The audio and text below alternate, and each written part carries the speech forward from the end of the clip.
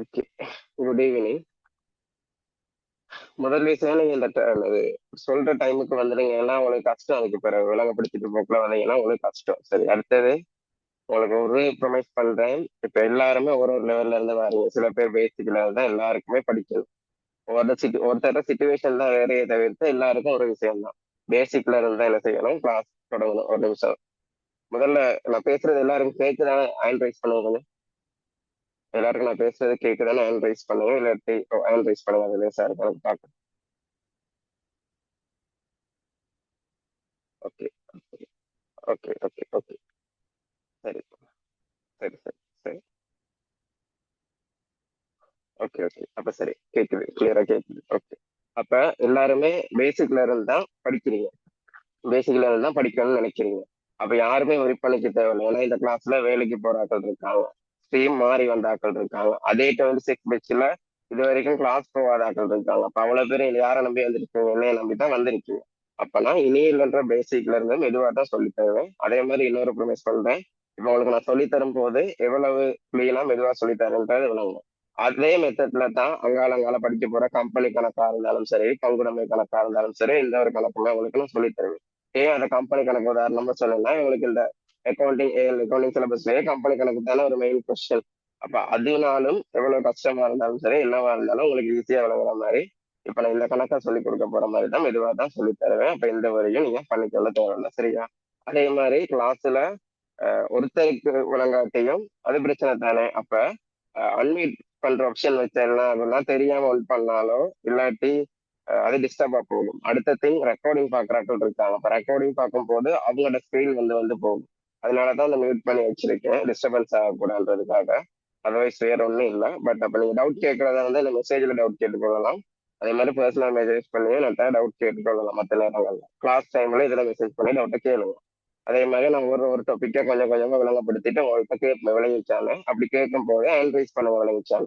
அப்படி விளங்கலைன்னா hand rice பண்ணாதீங்க, நான் நோட் பண்ணிட்டு கேட்பேன். அப்படி ஹேண்ட் ரைஸ் பண்ணாதவங்களாம் நான் நோட் பண்ணி கேட்காட்டு நீங்க உடனே ஒரு மெசேஜ் போடுங்க, எனக்கு விளங்கலை, எகைன் எக்ஸ்பிளைன் பண்ணுங்க. அதாவது ஒரு பிரச்சனையும் இல்லை. இது உங்களுக்கு ஒரு ஆன்லைன் கிளாஸ், யாரும் பார்க்க போறதே இல்லை. சரியா? அப்ப என்ன டவுட்னாலும் கேளுங்க, விளங்கல அதுல எத்தனை தரங்களும் சொல்லித்தரேன். சரி, அது நிறைய தர சொல்லி தரதுக்கு டைம் இல்லைன்னு வைப்போமே. உங்களுக்கு ஒரு 2 3 தர சொல்லி விளங்கல அப்படின்னா டைம் இல்லைன்னு வைப்போம், பிரச்சனை இல்லை.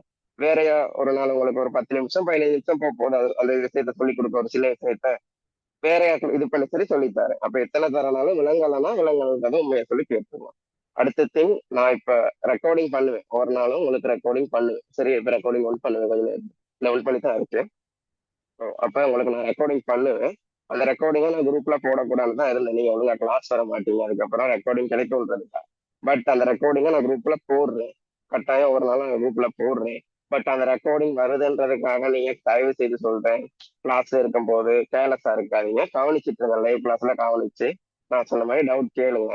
எதுவும் டவுட் வந்துச்சுன்னா ஹேண்ட் ரைஸ் பண்ணுங்க. சரியா?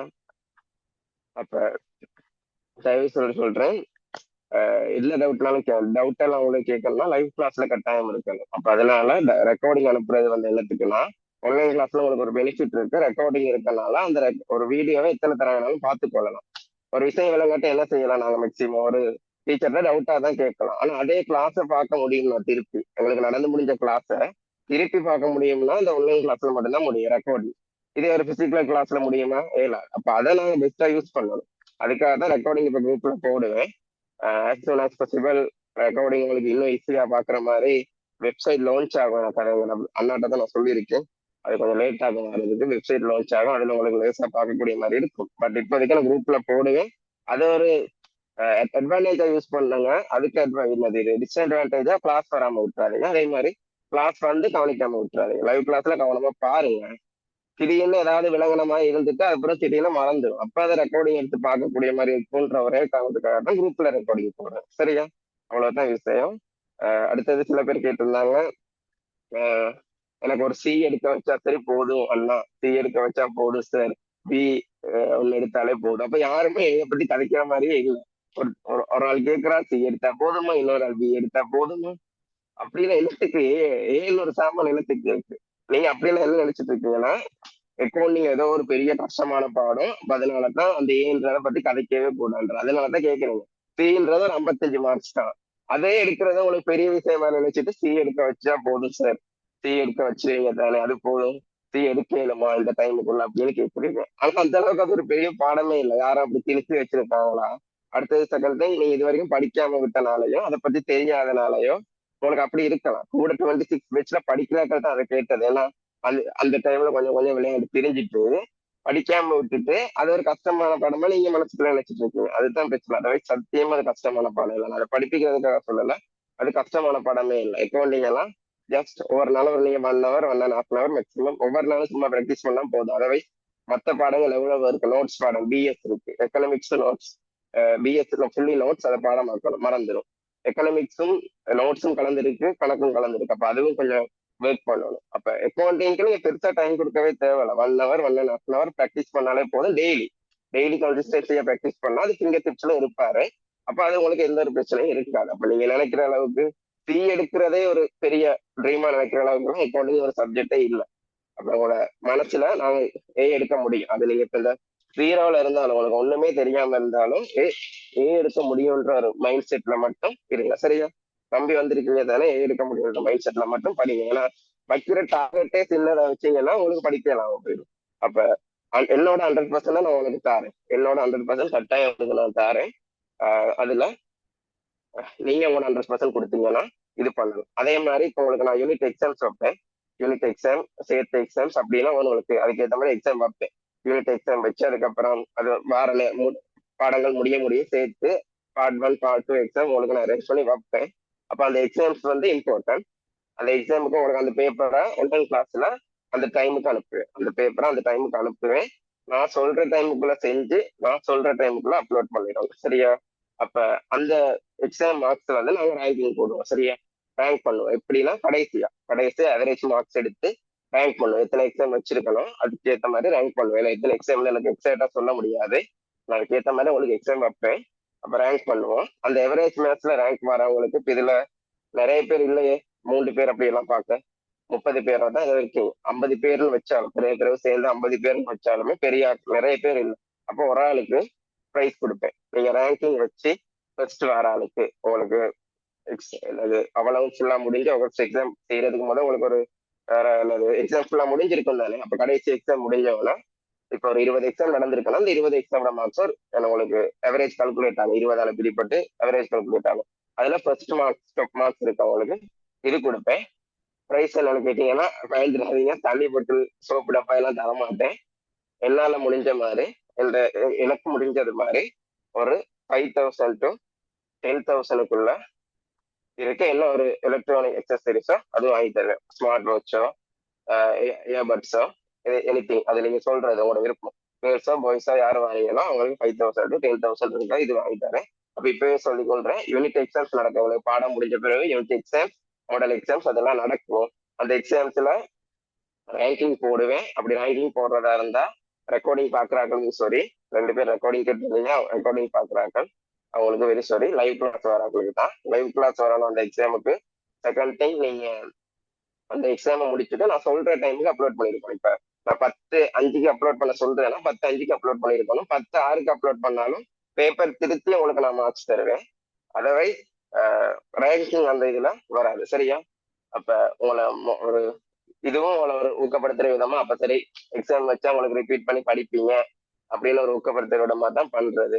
சரியா? அப்ப இப்படி செய்யறேன். எக்ஸாம்ஸ் எல்லாம் வைக்கப்படும், ரேங்க் எல்லாம் போட்டு சில ஒரு கிஃப்ட் ஒரு மோட்டிவேட் பண்ற விதமா உங்களுக்கு நான் இது தருவேன். சரியா? 5000 to 10,000க்குள்ள இருக்க ஏர்பட்ஸ், ஸ்மார்ட் வாட்ச், ஒரு எலக்ட்ரானிக் அக்சசரிஸ் தருவேன். சரியா? அது உங்களுக்கு கடைசியா தருவேன்.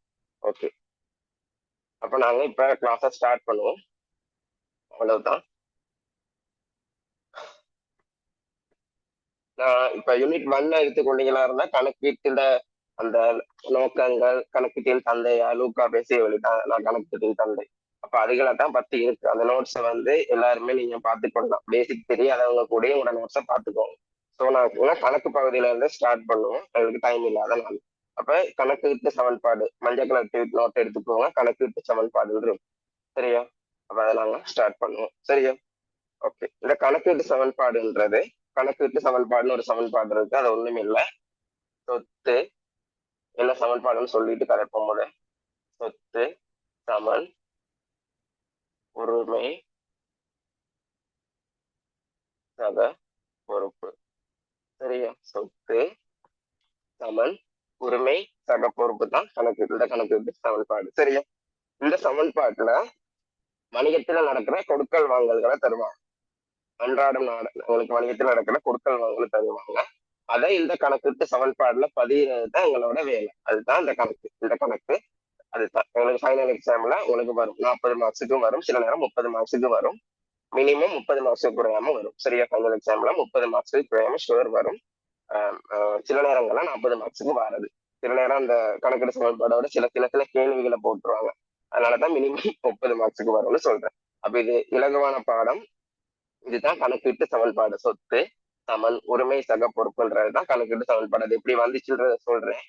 பட் சொல்றேன், இதுதான் கணக்கீட்டு சமன்பாடு. அப்ப இந்த சமன்பாடுல வணிகத்தில் அன்றாட கொடுக்கல் வாங்கல். வணிகம்னா என்ன? அந்த மனித தேவை விருப்பங்களை நிறைவு செய்யற விதமா, மனிதனுடைய தேவை விருப்பங்களை நிறைவு செய்யறது விதமா, ஒரு மனிதனுடைய தேவை விருப்பங்களை நிறைவு செய்யற விதமா பொருட்கள் சேவைகளை உற்பத்தி செய்யறதும் விநியோகம் செய்யறதுன்னா என்னது? வணிகம். இதெல்லாம் வணிக கல்வியில படிச்சிருப்பீங்க, பிஎஸ்ல படிச்சிருப்பீங்க. ஜென்ரலாவும் உங்களுக்கு தெரியும். ஒரு மனுஷனோட தேவை விருப்பம் இது ரெண்டையும் நிறைவு செய்யறதுக்கு பொருட்கள் சேவைகளை உற்பத்தி செய்து விநியோகம் செய்யற விதமான ஒரு இது செயல்முறையை தான் சொல்றது இல்ல வணிகம்ல. சரியா? அது உங்களுக்கு தெரிஞ்சிருக்கும். ஓகேயா?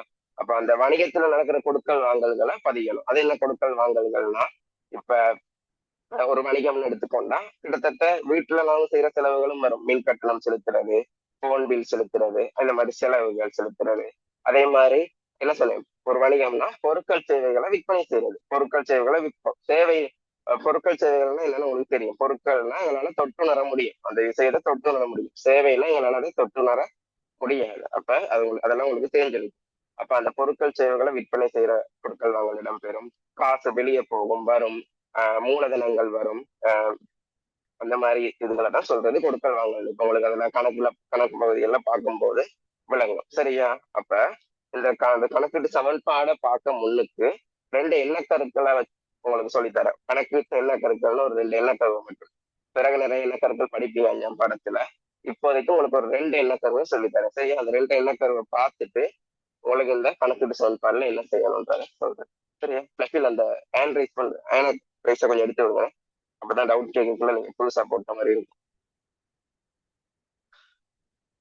சரி, அப்ப எண்ணக்கருக்கள் அழகு சார் எண்ணக்கரு, அழகு சார் எண்ணக்கரு, அழகு சார் எண்ணக்கரு, அழகு சார் எண்ணக்கரு. இது கணக்கிட்ட எண்ணக்கருக்கள் அக்கௌண்டிங் கான்செப்ட்ஸ்ல சொல்றது. சரியா? இந்த அக்கௌண்டிங் கான்செப்ட்ஸ்ல என்ன சொல்றது, நிறைய கான்செப்ட்ஸ் இருக்கு. நாங்க இப்போதைக்கு இதோட சம்பந்தப்பட்ட 2 எண்ணக்கருவை பத்தி உங்களுக்கு நான் கொஞ்சம் சொல்றேன். அழகு சார் எண்ணக்கரு ஒரு வணிகம்னு எடுத்துக்கோங்க. வணிகம்னா என்ன? மனித தேவை விருப்பங்களை நிறைவு செய்வதற்கு இந்த பொருட்கள் சேவைகளை விநியோகம் செய்யற ஒரு செயற்பாடு தான் இந்த வணிகம். சரியா? அப்ப ஒரு வணிகம் இருக்கு, ஒரு வணிகம் இருக்கு. இந்த வணிகத்துக்குன்னு ஒரு உரிமையாளர் காணப்படுவார். இந்த வணிகத்துக்குன்னு ஒரு உரிமையாளர் காணப்படுவாரு. சரியா? இவர் தான் உரிமையாளர். உரிமையாளர்னா யாரு? ஓனர். யாராவது இந்த வணிகத்தை உருவாக்குனவர். இந்த வணிகத்தை உருவாக்குனவர் தான் யாருன்னா உரிமையாளர். அப்ப இது வணிகம், பொருட்கள் சேவைகளை விற்பனை செய்யற வணிகம், மனித தேவை விருப்பங்களை நிறைவு செய்யறதுக்கு பொருட்கள் சேவைகளை விற்பனை செய்யற வணிகம். இதுதான் அதுக்கான உரிமையாளர் இவர் தான். சரியா? அப்ப இந்த அழகு சார் என்ன சொல்றாருன்னா, இந்த எண்ணக்கர் என்ன சொல்றதுன்னா, நீங்க கணக்குகள் தயாரிக்கும் போது கணக்கு தயாரிக்கும் போது கணக்கு பதிவுகளை தயாரிக்கும் போது கணக்கு பதிவுகளை தயாரிக்கும் போது வணிகம் வேறு, இந்த வணிகத்தினுடைய உரிமையாளர் வேறுன்னு கருதல்னு சொல்றது. அவ்வளவுதான் சொல்றது. என்னது? இந்த அழகு சார் எனக்கு என்ன சொல்றாரு? வணிகம் வேறு, இந்த வணிகம்ன்றது ஒரு ஆள், வேறொரு ஆள். இந்த இந்த வணிகத்தினுடைய உரிமையாளர்ன்றது ஒரு வேறொரு ஆள். இது ஒரு வட்டம், இது ஒரு வேறொரு வட்டம். இந்த வணிகத்தின் உரிமையாளர் இவராக காணப்பட்டாலும், இந்த வணிகத்தின் உரிமையாளர் இவ்வாறாக காணப்பட்டாலும், ஆனா வணிகம் ஒரு வேறொரு நபராகவும் உரிமையாளர் வேறொரு நபராகவும் காணப்படுவார். சரியா? அப்ப இந்த பிஎஸ்ல படிச்சாங்களுக்கு மேபி சில டவுட் வரலாம். ஓகே, இந்த வணிகத்துல நிறைய வகை வணிகங்கள் இருக்கு. தனிநபர் வியாபார வணிகம், பங்குடைமை வணிகம், கம்பெனி, இப்படி வணிகங்கள் இருக்கு. இதுல தனி வியாபாரமும் பங்குடைமையும் எடுத்துக்கொண்டா, இதுல தனி வியாபாரத்தையும் பங்குடைமை எடுத்துக்கொண்டா அதை சட்ட ஆளுமை அற்ற வணிகம்னு சொல்லுவோம். அதாவது சட்ட ஆளுமை அற்ற வணிகம், அதெல்லாம் சட்ட ஆளுமை உடைய வணிகம்னு கேட்டா.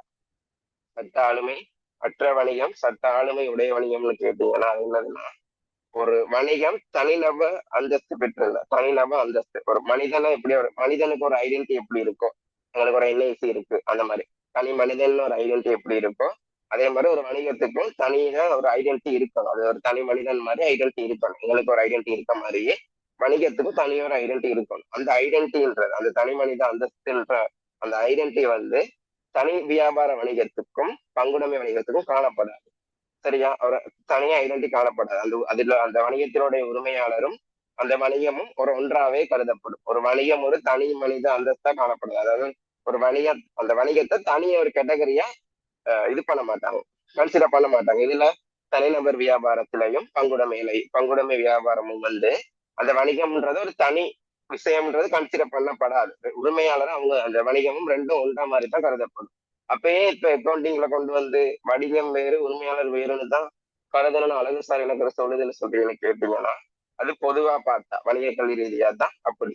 அக்கௌண்டிங் ரீதியா நாங்க கணக்கீடு தயாரிக்கும் போது, கணக்கீட்டு பதிவுகள் தயாரிக்கும் போது, நிதி அறிக்கைகள் தயாரிக்கும் போது வணிகம் வேறு உரிமையாளர் வேறுன்னு தான் கருதுறோம். கூட நாங்க கணக்கீடு சமன்பாடுல உங்களுக்கு பதிகிறதுக்கு தனிநபர் வியாபாரம் தான் வரும். அப்ப நான் அப்படி பார்த்தா தனிநபர் வியாபாரம்ன்றது என்னது, உங்களுக்கு தனிமனித அந்தஸ்து பெறாத ஒரு இது தானே. அதாவது அந்த வியாபாரத்தை ஒரு தனியா ஒரு கேட்டகரியா கருதலாம் தானே, ஐடென்டி கொடுக்கலாம் தானே.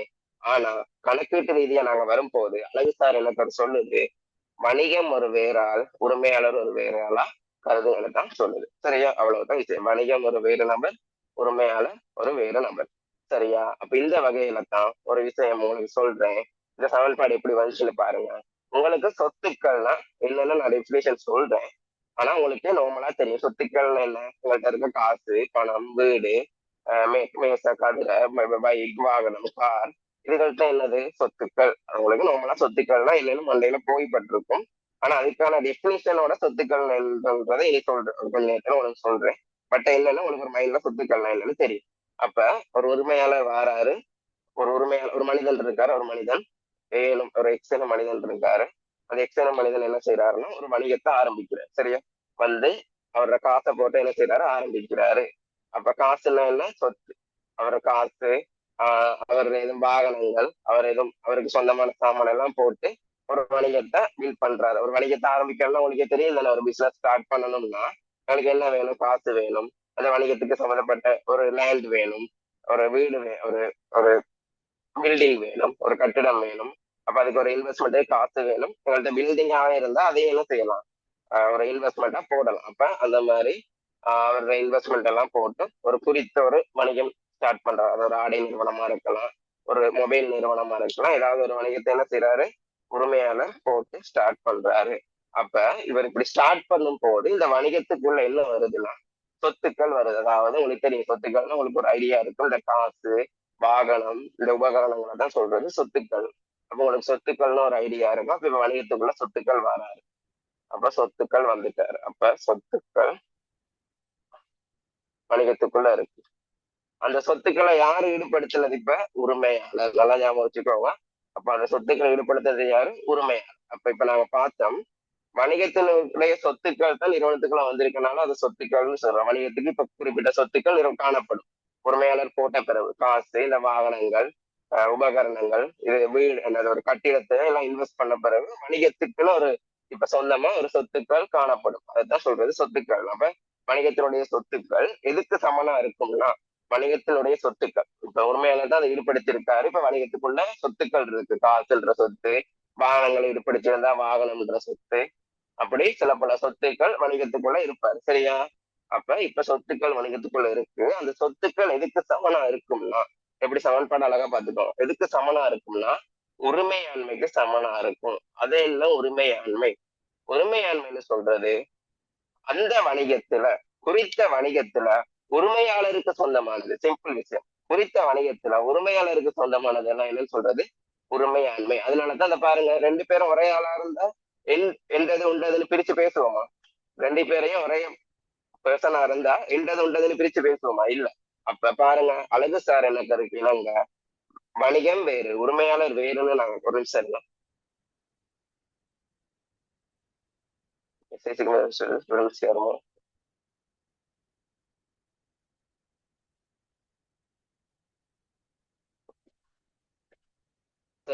அப்ப இந்த அழகு சார் என்ன இருக்கிறாங்க, வணிகம் வேறு உரிமையாளர் வேறுன்னு நாங்க கருதுறனாலதான், நாங்க கருதுற ஒரே காரணத்தினாலதான் அந்த எண்டு உண்டதுன்னு பேசுறோம். இல்லாட்டி உண்டு மாதிரி தானே கருதப்படும். அப்ப அந்த அழகு சார் என்ன சொல்லுது, வணிகம் வேறு உரிமையாளர் வேறு.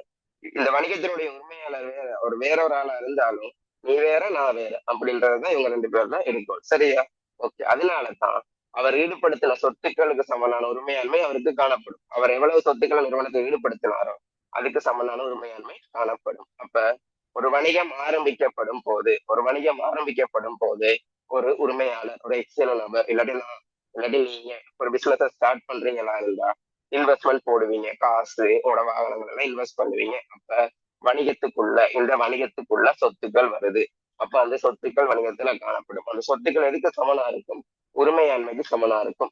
அதை யார் ஈடுபடுத்தினா, உரிமையாளர் ஈடுபடுத்தினாரு. அப்ப அது உரிமையாண்மைக்கு சமனா இருக்கும்னு சொன்னேன். அப்ப உரிமையாண்மை என்னன்னு சொன்னேன். உரிமையாண்மையில என்ன, வணிகத்துல உரிமையாளருக்கு சொந்தமானதெல்லாம் உரிமையாண்மை.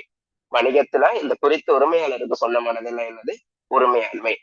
அவர் அதை பிரிச்சு பேசுறாரு. அதுல உங்களோட வணிகத்துல இருக்கிறதுல எனக்கு சொந்தமானதெல்லாம் உரிமையாண்மை. அதாவது அழகு சார் என்ன சொல்லுது, வணிகம் வேறு உரிமையாளர் வேறு. அப்ப குறித்த வணிகத்துல அவருக்கு சொந்தமா இருக்கிறதெல்லாம் என்னது, உரிமையாண்மை. அப்ப வணிகத்துல அவர் தானே இப்போதைக்கு சொத்துக்களை ஈடுபடுத்தி இருக்காரு. அப்ப வணிகத்துல இருக்க அவ்வளவு சொத்துக்களும் அவருக்கு தான் என்னதா இருக்கும், உரியதா இருக்கும். ஆகவே ஒரு வணிகம் புதிதாக ஆரம்பிக்கப்படும் போது சொத்துக்கள் உரிமையாண்மைக்கு என்னவா இருக்கும், சமனா இருக்கும். அப்ப இந்த பொறுப்பு எங்க இருந்து வந்தாருன்னு கேட்டீங்கன்னா, எங்க இருந்து வந்தாருன்றதை இப்ப சொல்றேன். ஓகே. இப்ப ஒரு தனி மனிதனா சும்மா எடுத்துக்கொள்வோம். நம்ம ஒரு வணிகத்தை ஆரம்பிக்கும் போது எங்கள்கிட்ட போதிய அளவு பணம் இருக்குமான்னு கேட்டா மோஸ்ட் ஆஃப் த டைம் இருக்காது. அதே விஷயம் அவ்வளவு பணத்தையும் பிசினஸ்ல இன்வெஸ்ட் பண்றது சரியான விஷயமானு கேட்டா இல்ல. சும்மா உங்களுக்கு பிரக்டிலாம் யோசிச்சு பாருங்களேன். அவ்வளவு பணம் இருக்குன்றதும் இல்லாத விஷயம். அதே மாதிரி அவ்வளவு பணத்தையும் நாங்க பிசினஸ்ல இன்வெஸ்ட் பண்ண இயலாது. எங்களுக்கு பேக்கப்புக்கு இருக்கணும். அப்ப அவ்வளவுத்தையும் இன்வெஸ்ட் பண்ண மாட்டோம். அப்ப கடன்கள் வெளியெடுப்போம். வங்கி கடன், பேங்க்ல கடன் எடுக்கலாம், அந்த பிசினஸ் லோன் எடுக்கலாம். இல்லாட்டி ஏதாவது ஒரு வகையான லோன் எடுத்து நாங்க கடன்கள் பெற்று இது பண்ணலாம். இல்லாட்டி ஏதாவது அடமானங்கள் ஏதாவது வச்சு நாங்க கடன் பெறலாம். ஏதாவது ஒரு வழியில கடன் பெற்று பிசினஸுக்கு இன்வெஸ்ட் பண்ணலாம். நம்மளோட சொந்த காசு வாகனங்களை வணிகத்துக்கு சொத்துக்களை ஈடுபடுத்துறதையும் தாண்டி வெளியே நிறுவனங்கள்கிட்ட கடன் வாங்கி நாங்க வணிகத்துல ஈடுபடுத்தலாம். அப்ப ஒரு தனி மனிதன் அவன் மட்டுமே சொத்துக்களை ஈடுபடுத்தி தான் வணிகத்தை ஆரம்பிக்க மாட்டான். தனி மனிதன் அவனுடைய சொத்துக்களை ஈடுபடுத்துவான், வெளியால கடனும் வாங்குவான். வங்கி கடன், இந்த மாதிரி அடமானம் வச்சு வாங்குற கடன்களையும் வாங்குவாரு. அப்ப அந்த மாதிரி கடன் வாங்கியும் வணிகத்தில் ஈடுபடுத்துவான். அப்ப சொத்துக்கள் நிறுவனத்துக்குள்ள வருது. அப்ப உரிமையாளரால் ஈடுபடுத்தப்பட்ட சொத்துக்கள் நிறுவனத்துக்குள்ள இருக்கும். ஆனா அது ரெண்டு வகையான சொத்து நிறுவனத்துக்குள்ள இருக்கும். தனிநபரா அவர் போட்ட காசும் இருக்கும். இந்த மாதிரி கடன் எல்லாம் வாங்கி அந்த மாதிரி போட்ட காசும் இருக்கும். அப்ப வணிகத்துல சொத்துக்கள் இருக்கு, ஆனா அது உரிமையாண்மைக்கு சமம்னு இந்த இடத்துல சொல்ல இயலாது. ஏன், அவர தனி மனிதன், அவர் அவரா போட்ட காசும் இதுல இருக்கு. அதே நேரத்துல கடன் வாங்கி போட்ட காசும் இருக்கு. வணிகத்துக்காக அவர் கடன் வாங்கி போட்ட காசும் இருக்கு. அப்ப அவரோட சொந்த பணம்னு சொல்ல இயலாது. உரிமையாண்மைன்றது என்னது, வணிகத்துல அவருக்கு உரிமையா இருக்கிறது சொல்றது என்னது, உரிமையாண்மை. அப்ப கடன் வாங்கி போட்டது அவருக்கு சொந்தமானது சொல்ல இயலுமா, இயலாது.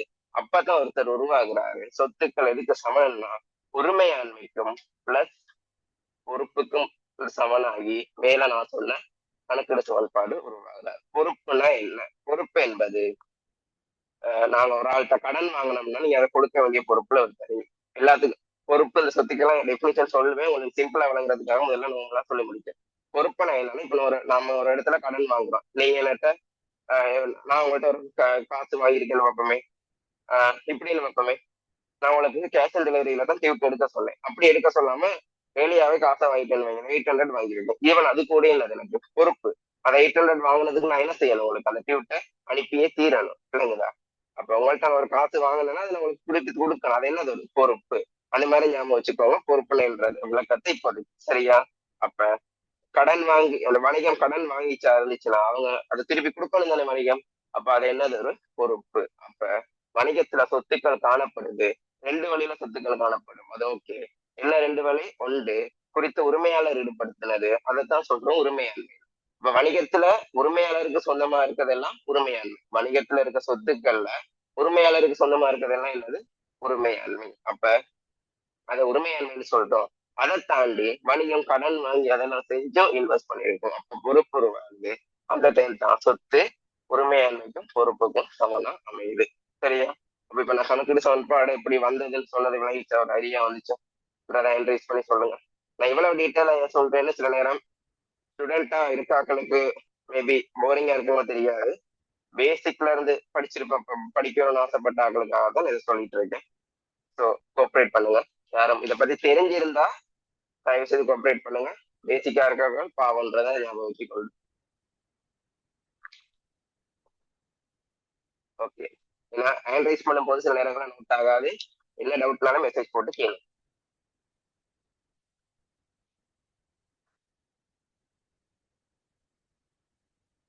ஓகே.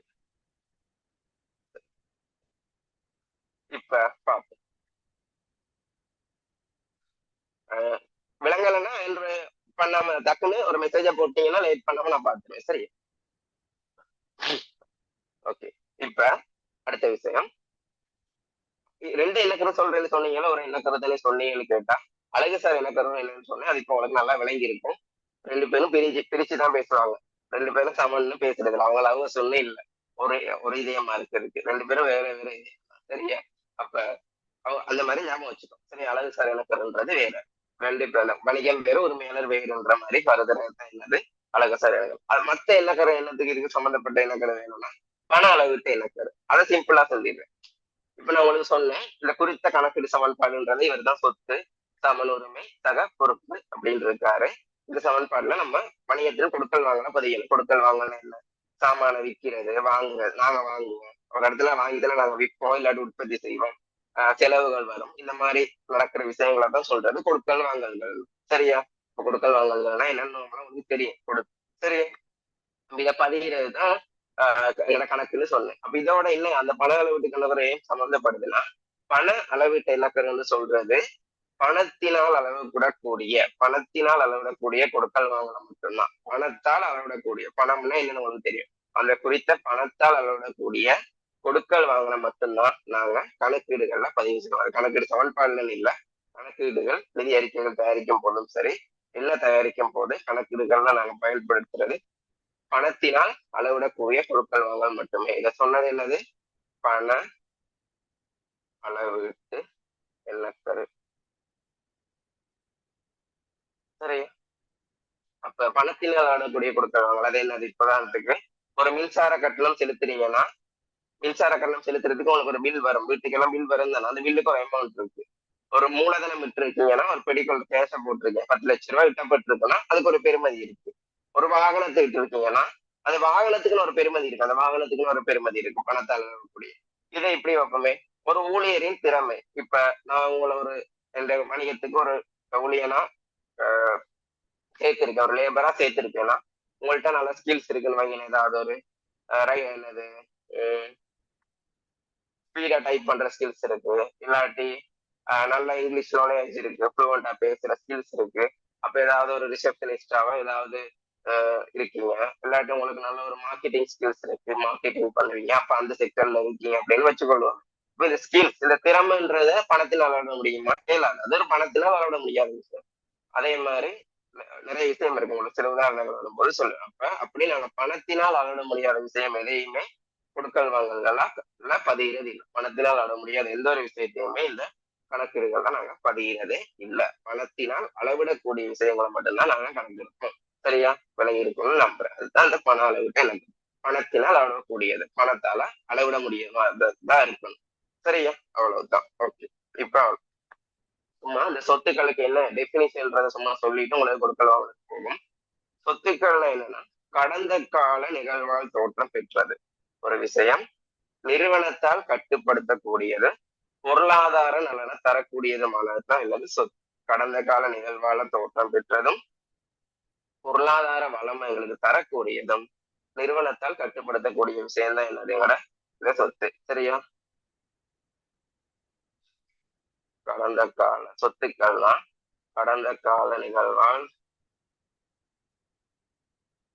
தோற்றம் பெற்றது. ஓகே, தோற்றம் பெற்றது. அது என்ன கடந்த கால நிகழ்வால் தோற்றம் பெற்றது? உதாரணத்துக்கு சொத்துக்கள்னா சில உதாரணங்கள் சொல்லலாம். காசு, வாகனங்கள், வாகனங்கள், கடன்பட்டவர்னால இந்த பேசிக் தெரியாதாக்கள் கடன்பட்டவர்னால என்னன்னு யோசிக்காதீங்க. சரியா? அப்படி நிறைய இருக்குது. இதெல்லாம் அதுல இப்ப சொல்ல விரும்பல. சில சொத்துக்களை உங்களுக்கு குழம்பும் உங்களுக்கு கொடுக்கல் வாங்கல் பதியும் போது சொல்றேன். உங்களுக்கு தெரிஞ்ச சும்மா பொதுவா தெரிஞ்ச இந்த காசு வாகனங்களை வச்சு சொல்லணும்னா கடந்த கால நிகழ்வால் தோற்றம் பெற்றது. இப்ப உங்களோட நிறுவனத்தை உங்களோட வீட்டுல ஒரு சொத்து இருக்குன்னு வைங்களேன், ஒரு காரம் ஒன்று இருக்குன்னு வைங்களேன், அந்த கார சொத்துன்னு சொல்றோம். சரியா? அதுக்கு டெபினிஷன் சரியான பார்ப்போமா? கடந்த கால நிகழ்வால் தோற்றம் பெற்றது. கடந்த காலத்துல நீ ஒரு கொடுக்கல் வாங்கல் செஞ்சு அந்த காரை கொள்வனவு செஞ்சனாலதான் அந்த வீட்டுல இருக்கு. அப்ப கடந்த கால நிகழ்வால் ஒரு கடந்த கால நிகழ்வு, ஒரு கடந்த காலத்துல ஒரு நிகழ்வு நடந்ததுனாலதான் என்ன வந்திருக்கு, அந்த கார் உங்களோட இப்ப வீட்டுல இருக்குது. சரியா? அதே மாதிரி நிறுவனத்தால் கட்டுப்படுத்தக்கூடியதுன்னா இப்ப உங்களோட வீட்டுல ஒரு கார் இருக்குன்னு வைங்களேன், உங்களோட அந்த கார் அது உங்களோட கார் தானே, உங்களுக்குரிய கார். அந்த காரை கல் எரிச்சு உடைக்கலாம், வேணா சாகப்போறேன்னா எங்கேயாவது கொண்டு மலையில விடலாம், இல்லாட்டி எரிச்சு போடலாம், இல்லாட்டி இன்னொரு ஆளுக்கு விற்கலாம். நீங்க என்னவும் செய்யலாம், அது யாரும் உங்களோட. சரியா? அப்ப அதை உங்களால என்ன செய்ய முடியுது, உங்களுக்கு கட்டுப்படுத்த முடியுது. அதை நீங்க அகற்றலாம். சொல்ல வர்றது என்னன்னா, நீங்க அந்த வாகனத்தை வெளியே விற்கலாம், என்ன வேணாலும் செய்யலாம், அதுக்கான உரிமை உங்களுக்கு இருக்குத்தானே. அப்ப அதுதான் சொல்றது, நிறுவனத்தால் கட்டுப்படுத்தக்கூடியது. ஒரு நிறுவனத்துல ஒரு சொத்து இருக்குதுன்னா அந்த நிறுவனம் அந்த சொத்தை வச்சு என்னவும் செய்யலாம். சாமானம் வாங்கலாம், செலவுகளை செலுத்தலாம். இந்த மாதிரி காசுனா செலவுகளை செலுத்தலாம், சாமானம் வாங்கலாம். வாகனம் இருந்துச்சுன்னா அந்த வாகனத்தை பயன்படுத்தி வணிக நடவடிக்கைகளை மேற்கொள்ளலாம். இப்போ ஒரு அதுக்கு ஆடை நிறுவனம், ஒரு பைக்ன்ற ஒரு சொத்து நிறுவனத்துல இருக்குதாருன்னா என்ன செய்யலாம், அவங்க டெலிவரி பண்ணலாம். இந்த மாதிரி இதெல்லாம் தான் சொல்றேன். நிறுவனத்தால அந்த குறித்த சொத்தை என்ன செய்ய முடியுது, கட்டுப்படுத்த முடியுது. ஒரு கண்ட்ரோலபிளா இருக்கு, நேச்சர் கண்ட்ரோலபிளா இருக்கு. அப்ப நிறுவனத்தால் கட்டுப்படுத்தக்கூடியதுன்னா அது ஓகே. அடுத்த விஷயம் பார்ப்போம். அடுத்தது பொருளாதார வளத்தை தரும். பொருளாதார வளம் உட்பாய்ச்சப்படும்னு சொல்றது. பொருளாதார வளம் உட்பாய்ச்சப்படும். பொருளாதார வளம் உட்பாய்ச்சப்படும். அதுல பொருளாதார வளம் உட்பாய்ச்சப்படுறதுன்னு கேட்டீங்கன்னா, 22 பேர் திருப்பி 19 பேரா, 18 பேர். ஓகே. பொருளாதார வளம் ஒரு ஆள் வீரர்கள், இன்னொரு ஆள் என்னமோ போட்டிருக்காங்க.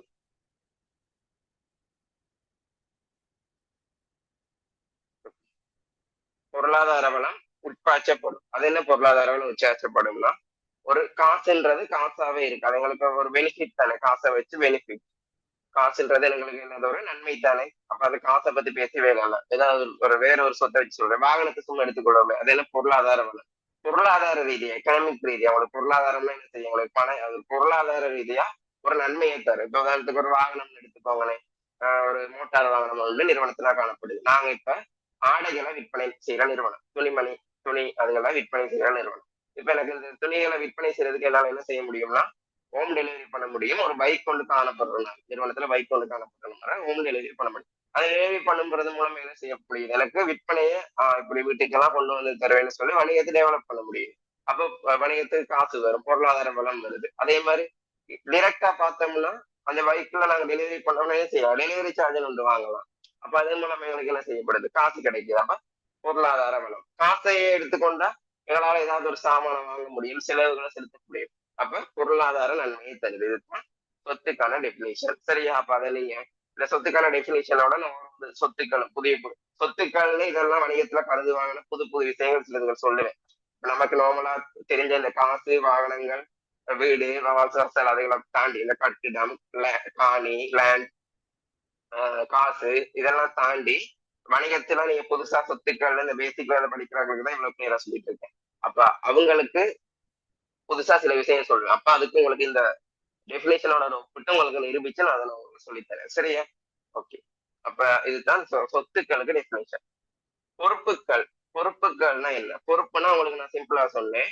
ஒரு வெளியே நாங்க வங்கி கடன் ஏதாவது ஒரு கடன் வாங்கினா அதை நாங்க மீண்டும் கொடுக்கணும், அதை தான் சொல்றது பொறுப்புன்னு சொல்லியிருந்தேன்.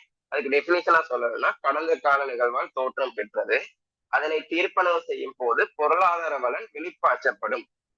சரியா? கடந்த கால நிகழ்வால் தோற்றம் பெற்றது. ஒரு பொறுப்பு ஒன்று இருக்கலாம், சொத்து மாறிதான். இப்ப நீங்க ஒரு ஆளுக்கு ஒரு 5 லட்ச ரூபாய் கடன் கொடுத்த இருக்குன்னா, அந்த 5 லட்ச ரூபாய் கடன் கொடுக்குறன்ற அந்த கடற்பாடு, அந்த அந்த விஷயம் எப்படி உருவாகி இருக்கும், ஒரு கடந்த காலத்துல நீங்க அவர்கிட்ட காசை வாங்கிருக்கீங்க. பாஸ்ட்ல எப்பயும் வரணும் அவர்கிட்ட காசை வாங்கிருக்கீங்க, அதனாலதான் என்ன செய்யிருக்கு, அந்த காசை நீங்க அவங்களுக்கு திருப்பி கொடுத்துருங்க. அப்ப அந்த பொறுப்பை எப்ப தோற்றம் பெற்றது, அதுல பொறுப்புன்னு சொல்றோம். கடந்த கால நிகழ்வால் தோற்றம் பெற்றது. கடந்த காலத்துல நீங்க அவர்கிட்ட காசை வாங்கினால தான் என்ன செய்யுது, நீங்க அவருக்கு திருப்பி கொடுக்க இருக்கு. சரியா? அதே மாதிரி அடுத்த விஷயம் எழுது. பொருளாதார வளம் வெளிப்பாய்ச்சப்படும் அதனை தீர்ப்பனவு செய்யும் போது, இதை நான் உங்களுக்கு பிரிச்சு பிரிச்சு சொல்றேன், வாயால சொல்றதே கேளுங்க. அதனை தீர்ப்பனவு செய்யும் போது பொருளாதார வளம் வெளிப்பாய்ச்சப்படும். வெளிப்பாய்ச்சப்படும். அது என்ன, சொத்து மூலமா பொருளாதாரம் உட்பாய்ச்சப்பட்டுச்சு, பொறுப்பு மூலமா வெளிப்பாய்ச்சப்படும்னா, சொத்து என்ன செஞ்சுச்சு, எங்களுக்கு பொருளாதார வளத்தை தந்துச்சு. ஒரு வாகனம் இருந்தா டெலிவரி பண்ணும்போது காசு வரும். காசாக இருந்துச்சுன்னா இது சொத்துக்களை கொள்வனம் செய்யலாம், செலவுகள் செலுத்தலாம். இந்த மாதிரி எங்களுக்கு பொருளாதார வளம் நன்மையை தந்துச்சு, நிறுவனத்துக்குள்ள பொருளாதாரம் வந்துச்சு. பொறுப்பு வரும்போது அதை என்ன தீர்ப்பனவு செய்யும் போது பொருளாதார வளம் செய்யும் வெளியே போகும்னா, தீர்ப்பனவு செய்யும் போது இப்ப பொறுப்புன்னா என்ன, ஒரு ஆள்கிட்ட நான் கடன் வாங்கியிருக்கேன், அதுதான் பொறுப்பு. அதுதான் பொறுப்புட முக்கிய பண்பான கடந்த கால நிகழ்வால் தோற்றம் பெற்றிருக்குன்றது சொல்றோம். அது ஒரு கடந்த காலத்துல நான் அவர்கிட்ட காசு வாங்கியிருக்கனாலதான் இப்ப நான் அவருக்கு கொடுக்க வேண்டி இருக்கு. சரியா? அப்ப அப்ப அதை கொடுக்கும் போது அதே பொருளாதாரம் வெளிப்பாய்ச்சப்படும்னா, கடனை வாங்கியிருக்கீங்க, அது கொடுக்கும் போது இப்ப உங்க பர்ஸ்ல இருந்து காசு எடுத்து கொடுக்குறீங்கன்னா காசு என்ன செய்யுது, வெளியே போகுது தானே.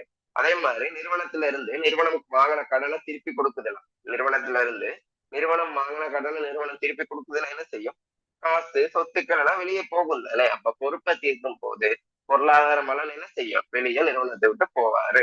அப்ப இதான் என்ன சொல்றது, பொருளாதார வளம் வெளியே போறதுன்னு சொல்றது. அடுத்தது அது நிகழ்கால கடற்பாடு. நிகழ்கால கடற்பாடுனா, இப்ப அவர் கடற்பாடோட தானே இருக்காரு, கொடுக்கணும்ன்ற ஒரு கட்டாயத்தோட இருக்கும் தானே. கடனை வாங்கிட்டு ஓடி போயிடும் மேலாவது இதுக்குள்ள அனைத்திகள் தானே. சரியா பார்த்தா கொடுக்கணும் தானே, நாங்க அதை கடன் வாங்கினா கொடுக்கணும் தானே, அதான் எத்திக்கல். அப்ப அதுதான் சொல்றது கடற்பாடு. இப்ப ஒரு கொடுக்க வேண்டிய ஒரு இதுல இருக்கு. சரி, அவ்வளவுதான், கொடுக்க வேண்டிய ஒரு கட்டாயத்துல இருக்கும், அதுதான் சொல்றது கடற்பாடு. ஓகே, இவ்வளவுதான் விஷயம். இது உங்களுக்கு பேசிக்ல இருந்து எனக்கு தெரிஞ்சு ரொம்பவே பேசிக் தெரியாம 4-3 பேர் தான் படிக்கிறாங்க. அப்ப எனக்கு மீதி 20 பேரோ 25 பேர் பேசிக் தெரியும், நார்மலா ஸ்பீடா போனா சரின்றது எனக்கு எத்திக்கலாம் படல. அவங்க என்னைய நம்பி வந்திருக்காங்க, பேசிக்கே தெரியாதாக்கள், மெட்ஸ்ட்ரீம் படிச்சாக்கள் இருக்காங்க, ஏஎல் ஸ்டார்ட் பண்ணாதாக்கள் இருக்காங்க, லேட்டா டிலே ஆகி ஸ்டார்ட் பண்ணாக்கள் இருக்காங்க. அப்படியே ஒவ்வொரு கேட்டகரியான ஆட்கள் இருக்காங்க. அப்ப அவ்வளவு பேரையும் நான் கொண்டு சேர்க்க வேண்டிய ஒரே இடம் அந்த ஏஎல்ன்ற எக்ஸாமினேஷன் மட்டும். அப்ப எல்லாரும் ஒரே இடத்துக்கு தான் போக போறீங்க. இப்ப பேசிக் தெரியாத ஆட்களுக்கு நான் ஸ்பீடா போனேன்னா கஷ்டமா போயிடும். ஆனா பேசிக் தெரிஞ்ச ஆட்களுக்கு நான் இப்படி போனாலும் உங்களுக்கு அது ஒரு எக்ஸ்ட்ரா கிளவர் ஆகுமே தவிர்த்து எந்த ஒரு கஷ்டமும் இருக்க போறது இல்லை. அப்ப பொறுமையா பார்த்துட்டு இருங்க பேசிக் நல்லா தெரிஞ்ச ஆட்களுக்கு. சில பேருக்கு இப்ப நீங்க ஃபுல்லா படிக்காம இருந்தாலும் இதெல்லாம் ஒரு விஷயம் இல்லாத மாதிரி இருக்கும். வல்லுநர் இதை சொல்லிட்டு இருக்காரு, பட் உங்களோட டே ஒன்னு யோசிச்சு பாருங்க. உங்களோட பேசிக் டே ஒன்னு இருக்கும் தானே. அப்ப உங்களுக்கு ஒண்ணும் தெரியாம இருந்திருக்கும். அதே மாதிரிதான் இதுல சில பேருக்கு தெரியாது. அப்ப அதனாலதான் இது பண்றேன். அதவே சிலபஸ் முடிஞ்சிடும், பயப்படாதீங்க. அது அந்த விதத்துல போகலாம். நான் அதுல வீடியோலயே சொல்லியிருந்தேன், ஃபாஸ்ட் எக்ஸ்ன்றதுக்காக ஃபாஸ்டா போவேன். அது நம்ம அதுக்கேற்ற மாதிரி கிளாஸ் போட்டிருக்கோம். நான் அதுக்கேற்ற மாதிரி ஐடியா பண்ணி ஒரு ஓர்டர்ல நாங்க சிலபஸை முடிக்கணும். சரியா? இப்ப யூனிட் 1 ஸ்கிப் பண்ண மாதிரி எல்லா படமும் அப்படியெல்லாம் ஸ்கிப் ஆகாது. யூனிட் 1ன்றது ஒரு நோட்ஸ், அதனால இது பண்ணு அந்த ஓர்டர்னு சொல்றது இந்த பாடத்தை முன்னுக்கு படிச்சு அதுக்கப்புறம் அதை கொஞ்சம் பின்னுக்கு படிக்கிற மாதிரி ஓர்டர்லாம் போட்டு பண்ணி சிலபஸ் முடிக்கணும். அதுக்காக ஃபாஸ்டா போயிடலாம். அதை என்ன டவுட்னாலும் நீங்க கேளுங்க, திருப்பி திருப்பி சொல்றேன். இந்த லெவல்ல போவோம். அதே மாதிரி சொன்ன மாதிரி தான் இப்ப நான் இப்படி போற மாதிரி தான் எல்லா கணக்குமே உங்களுக்கு சொல்லி தருவேன். அப்ப எந்த ஒரு கஷ்டமான கணக்கா இருந்தாலும் உங்களுக்கு விளங்கும். சரி, ஓகே. இப்ப ரொம்ப நேரமா கழிச்சிட்டு இருக்க இந்த வணிகத்துல நடக்கிற இந்த கொடுக்கல் வாங்கல்களை இந்த கணக்கீட்டு சமன்பாடுன்ற இதுல எப்படி பதிகிறன்றத பார்த்துருவோம் இருக்கா. சரி, கணக்கீட்டு சமன்பாடுன்ற இதுல எப்படி பதிகிறன்றது பார்த்துருவோம். இப்ப நான் ஒரு விஷயம் செய்யறேன், அது ஒரு பெரிய விஷயம் இல்லை, அதை ரொம்ப குழப்பிக் கொள்ளாதீங்க, கொஞ்சம் அதை பார்த்துட்டு இருங்க. இல்லாட்டி உங்களுக்கு கஷ்டமா போயிடும் பெரிய கணக்கு செய்யறதுக்கு. அந்த ஆரம்ப கட்டாக்களுக்கு எல்லாருக்கும் அப்செட் ஆகாது. மேல 3 0 போட்டிருக்கேன். அதாவது இதுல நான் சில பல நம்பர்ஸா பதிவேன். சரியா? சில பல நம்பர்ஸா பதிவேன். சரியா? சில பல நம்பர்ஸா பதிவேன். அந்த நம்பர்ஸா பதிய போது இப்ப 5 லட்சம்னா 5 லட்சம்னா நான் அதை எப்படி பதிவேன்னா 3 0 வெட்டிட்டு 500ன்னு தான் பதிவேன். 1000னா எப்படி பதிவேன்னா 3 0 வெட்டிட்டு 1ன்னு தான் பதிவேன். பட் அதுல அர்த்தம் என்னன்னா 1000 தான். 5 லட்சத்தை நான் 500ன்னு பதிஞ்சாதான் அதுல அர்த்தம் என்ன, 5 லட்சம் தான். அதுக்குதான் குறியீடா 3 0ன்னு மேல போட்டிருக்கேன். அதுல அர்த்தம் என்னன்னா நாங்க போக போக கொஞ்சம் பெரிய அமௌண்டா இருக்குன்றதுனால பதிவுகளுக்கு லேசா இருக்கிறதுக்கு நாங்க இளவல்ல 3 0 வெட்டிட்டு தான் கணக்குல பதிகிறது. இப்ப 5 லட்சம்னா 500ன்னு தான் பதியும், 1000னா 1ன்னு பதிகிறது, 10,000னா 10ன்னு பதிகிறது. அந்த மாதிரி 3 0 வெட்டிட்டு பதிகிறது. அதை எடுத்து காட்டுற விதமா தான் மேலையில போட்டிருக்கேன், 30 போட்டிருக்கேன். இப்ப இருக்க கணக்கு எப்படி பதிகிறேன்னு பார்ப்போம். 1 minute. உதாரணம், அருண் வணிகத்தின் பின்வரும் கொடுக்கல் வாங்கல்களை கணக்கீட்டு சமன்பாட்டில் பதிக. இந்த மாதிரி ஏதேனும் ஒரு வணிகத்திட கொடுக்கல் வாங்கல சமன்பாடுல பதிய வரும். போக போக கொஞ்சம் அட்வான்ஸா இருக்குமே தவிர்த்து அவ்வளவுதான். நடக்கப்படுற விஷயம் ஒன்று தான், கேள்வி வர விதம் தான் போக போக அட்வான்ஸா இருக்க போகுது. அதே மாதிரி இந்த சமன்பாடும் கொஞ்சம் விரிவாக்கப்படும் மாற்றப்படாத சமன்பாடு விரிவாக்கப்படும். திருப்பியே சொல்றேன், விரிவாக்கப்படும். அது உங்களுக்கு பார்க்கும்போது தெரியும் பிறகு. அப்ப முதலாவதா வாசிப்போம்.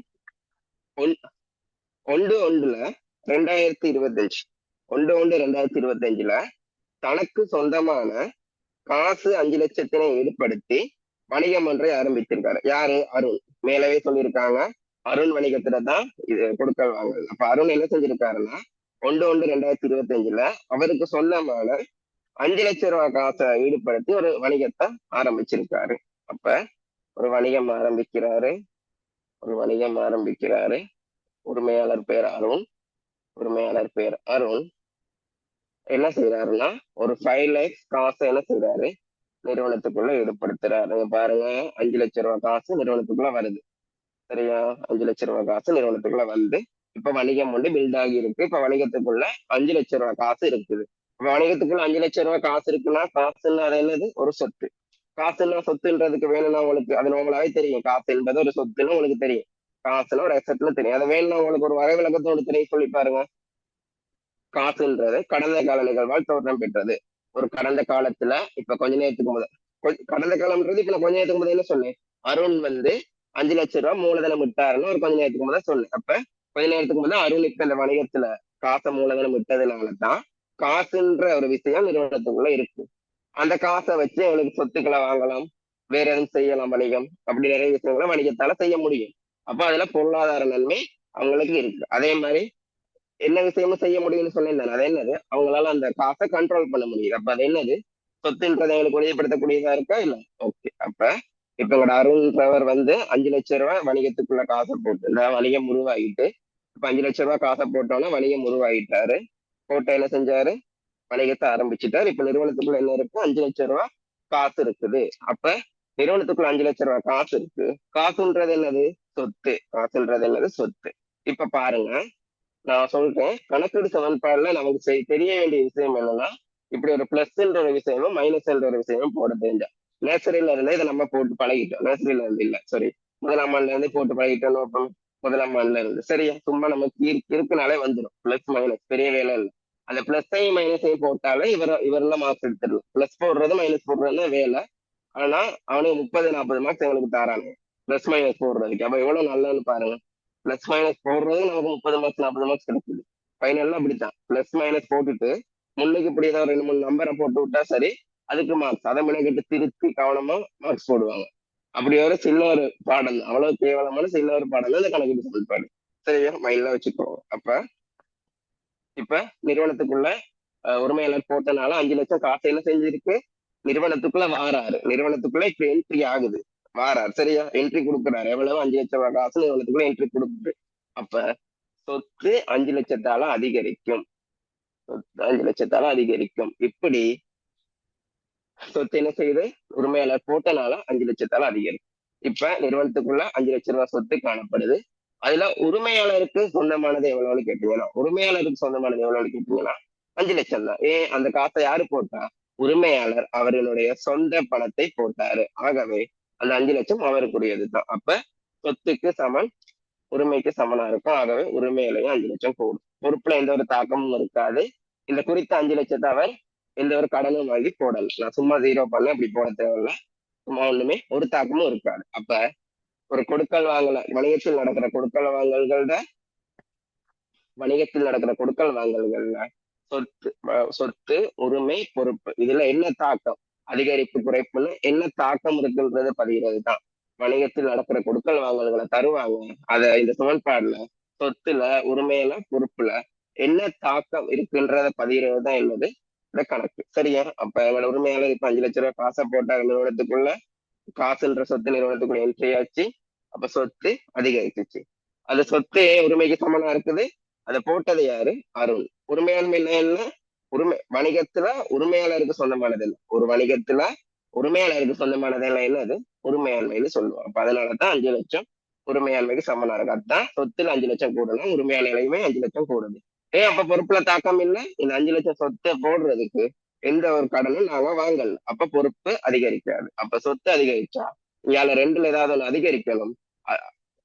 எல்லா சமயத்திலும் இல்லை, சாரி, அதிகரிப்பு ஏற்படணும். உரிமையாளர் ஏன் அதிகரிப்பு ஏற்பட்டுச்சு? அந்த 5 லட்சத்துக்கு சமமான உரிமை அருணுக்கு இருக்குது. அவர் எங்கேயும் கடன் வாங்கி போடல, அவரோட சொந்த பணத்தை தான் போட்டாரு. அப்ப இதை என்ன சொல்றது? இதுக்கு பேர் என்னன்னு கேட்டீங்கன்னா மூலதனம். மூலதனம், அருணிட்ட மூலதனம். அப்ப இதை சொல்றது என்னதுன்னா மூலதனம். அப்ப அதுதான் உரிமையில கூடுது. இதுக்கு காரணம் என்ன? இங்க என்னத்துக்கு காரணம்? அழகு சார் என்ன இவர் வேறு இவர் வேறுன்னு கருதுறதுனாலதான் வணிகத்துல இருக்க சொத்துக்கள் இல்ல, வணிகத்துல இருக்க சொத்துக்கள்ல உரிமையாளருக்கு சொந்தமானதை உரிமையாண்மையில சொல்றோம். சரியா? ஓகே. அப்ப இப்ப ஈடுபடுத்தின சொத்துக்கள்ல அவருக்கு சொந்தமானது அந்த 5 லட்சமும் அவருக்கு சொந்தமானது தான். ஆகவே 5 லட்சமும் அதிகரிச்சுட்டு. இதுதான் முதலாவது விஷயம். அப்ப தனக்கு சொந்தமான காசு 5 லட்சத்தினை அவர் ஈடுபடுத்தினால 5 லட்சம் ரூபாய் சொத்துல கூடி உரிமையிலையும் 5 லட்சம் ரூபாய் கூடிச்சு. சரி, இப்ப வணிகத்தை ஒரு மாதிரி ஸ்டார்ட் பண்ணியாச்சு. ஸ்டார்ட் பண்ணது இப்படி இந்த கணக்கு சமணப்பாடுல பதிவுன்றதையும் என்ன செஞ்சாச்சு, நாங்க பார்த்துட்டோம். அடுத்த விஷயம், அருண் வணிக சாரி 2:1 மேல் விற்பனை நோக்கத்திற்காக 2 லட்சம் பெறுமதியான சரக்கிருப்புகளை காசுக்கு கொள்வனவு செஞ்சார். 2 லட்சம் பெறுமதியான சரக்கிருப்புகளை காசுக்கு கொள்வனவு செஞ்சார். நான் இப்ப சில ஒவ்வொரு விஷயங்களையும் சொல்ல வேண்டிய கட்டாயத்துல இருக்கேன். சரியா? போக போக அந்த விஷயத்தெல்லாம் நான் திருப்பி திருப்பி சொல்லிட்டு இருக்க தேவையில்லை.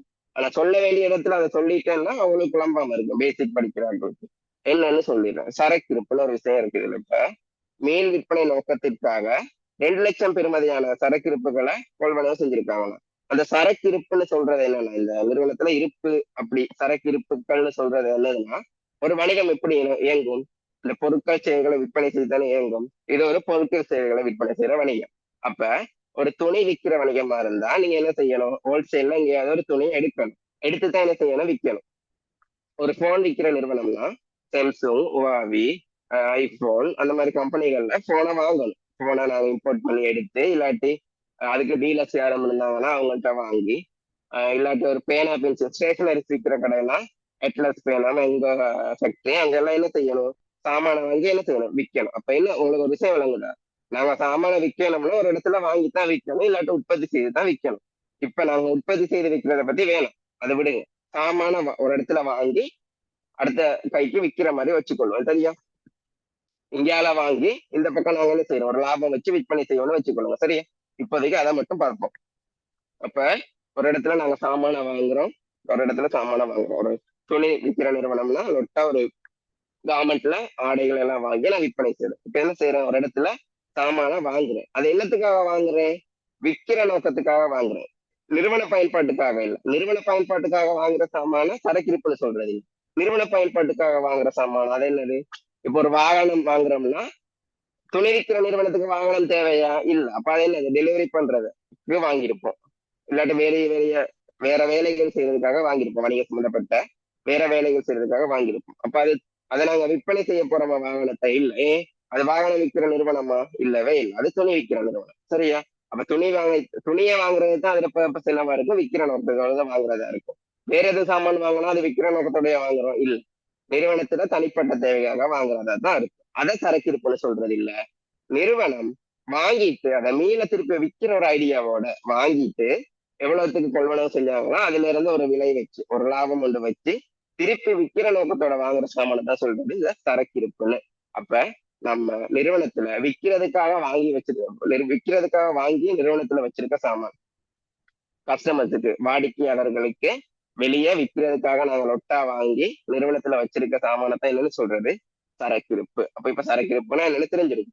அப்ப இவ்வளவு நேரம் கதைச்சேன். இதுல எதுவும் பெரிய பேசிக் டைம் போயிருச்சா? இல்ல. ஆனா பேசிக் படிக்கிறவங்களுக்கு இப்ப சரக்கிருப்புனா என்னன்னு தெரிஞ்சிருக்கு. அப்ப நான் இந்த வேர்டை நீ என்ன செய்யலாம்? சரக்கிருப்புன்ற டேர்மை யூஸ் பண்ணலாம். சிம்பிள். நான் கொஞ்ச நேரம் தான் சொன்னேன். இதே சரக்கிருப்புன்ற டேர்மை யூஸ் பண்றத எந்த ஒரு அப்செட்டாவும் இருக்காது. எல்லாருக்கும் இப்ப அது தெரியும். இந்த இடத்துல இருக்க 19 பேருக்கும் அது தெரியும், தெரியாத ஆட்களுக்கும். சரியா? ஆட்கள் குறைஞ்சி கூடிட்டு இருக்கு. ஏதோ பார்ப்போம். சரி. அப்ப ஓகே, இப்ப சரக்கு இருப்புனா என்னன்னு சொல்லிட்டோம். சரி, இப்ப வாங்க. மீள் விற்பனை நோக்கத்திற்காக வாங்குறதுதான் சரக்கிருப்பு. 2 லட்சம் பெறுமதியான சரக்கிருப்புகளை காசுக்கு கொள்வனவு செய்தார். 2 லட்சம் 2 லட்சம் ரூபாய்க்கு என்ன செய்யறாருன்னா சரக்கிருப்ப காசுக்கு கொள்வனவு செய்யறாரு. 2 லட்சம் ரூபாய் பெறுமதியான சரக்கிருப்ப என்ன செய்யறாருன்னா கொள்வனவு செய்யறாங்க. வணிகம் கொள்வனவு செய்யுது. இப்ப இதோட உண்மையில யாரும் சம்மந்தப்படல. வணிகம் ஏதோ ஒரு நிறுவனத்திட்ட வேறொரு நிறுவனத்திட்ட யார்கிட்டயோ இருந்து 2 லட்சம் பெறுமதியான சரக்கிருப்புகளை கொள்வனவு செய்யறாங்க. என்ன வணிகம்னு சொல்லல. சொன்னேன் சரக்கிருப்புனா பொதுவா நாங்க விற்கிற நோக்கத்தோட வாங்கின சாமானத்தை சொல்றது சரக்கிருப்பு. அது ஒரு ஆடையா இருக்கலாம். என்ன நிறுவனமும் அவங்களுக்கு சம்மந்தப்பட்ட பொருளை விற்கிறதுக்கு வாங்கியிருப்பாங்க. அதனாலதான் பொதுவா தந்திருக்காங்க. சரியா? அப்ப விற்கிறதுக்காக கொஞ்சம் சாமான் வாங்குறீங்க. அது என்ன சாமானாவும் இருக்கலாம். அப்ப வாங்குறீங்க நிறுவனத்துக்குள்ள. இப்ப அந்த சரக்கிருப்புன்ற சாமான் வருது. 2 லட்சம் ரூபாய் பெறுமதியான சரக்கிருப்பு வருது. 2 லட்சம் ரூபாய் பெறுமதியான சரக்கிருப்பு நிறுவனத்துக்குள்ள வாராரு. சரியா? பாருங்க, 2 லட்சம் ரூபாய் பெறுமதியான சரக்கிருப்பு என்ன செய்து நிறுவனத்துக்குள்ள வாராரு. அதே சமயத்துல இந்த 2 லட்சம் ரூபாய் சரக்கிருப்பை வாங்குறதுக்கு என்ன செஞ்சிருக்கணும்? நீங்க காசு கொடுக்கணும். 2 லட்சம் ரூபாய் பெறுமதியான சரக்கிருப்புகளை உடல் காசுக்கு கொள்வனவு செஞ்சாரு. காசு கொடுத்தாலே சாமான தருவாங்க. அப்ப நீங்க காசு கொடுக்கணும். அப்ப இப்ப என்ன செய்யுது நிறுவனத்துல அதே சமயத்துல 2 லட்சம் ரூபாய் காசு வெளியே போகுது. வழங்குதா?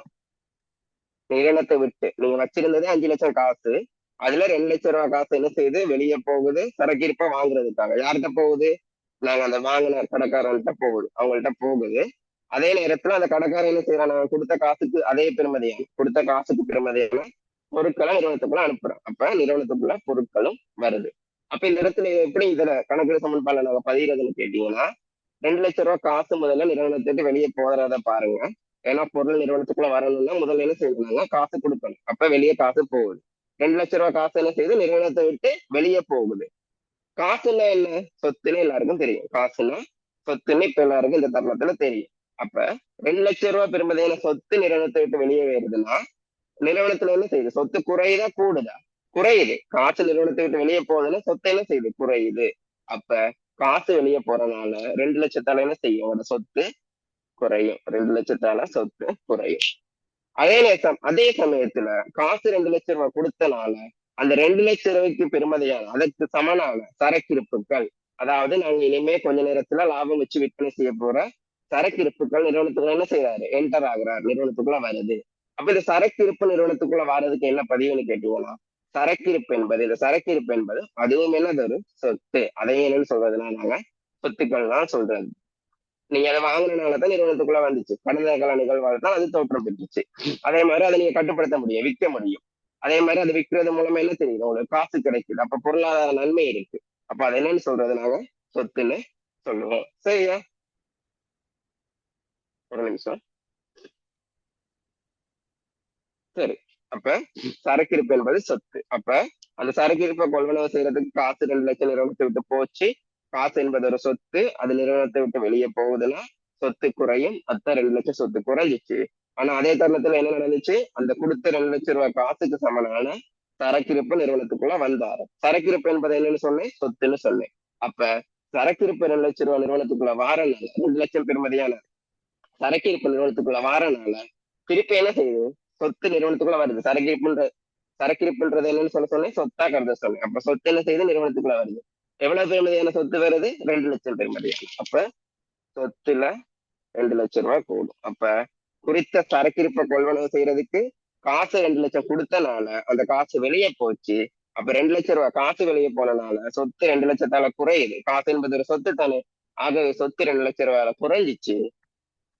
அந்த 2 லட்சம் ரூபாய் கொடுத்தது மூலமா எங்களுக்கு அதே பெருமதியான சரக்கிருப்பு நிறுவனத்துக்குள்ள வந்தனால, சரக்கிருப்பு என்பது ஒரு சொத்து தானே. அதனால சரக்கிருப்பு கூடுறதுனால 2 லட்சத்தால என்ன செய்யுது? சொத்து கூடுது. அப்ப காசுனால சொத்து குறைஞ்சிச்சு.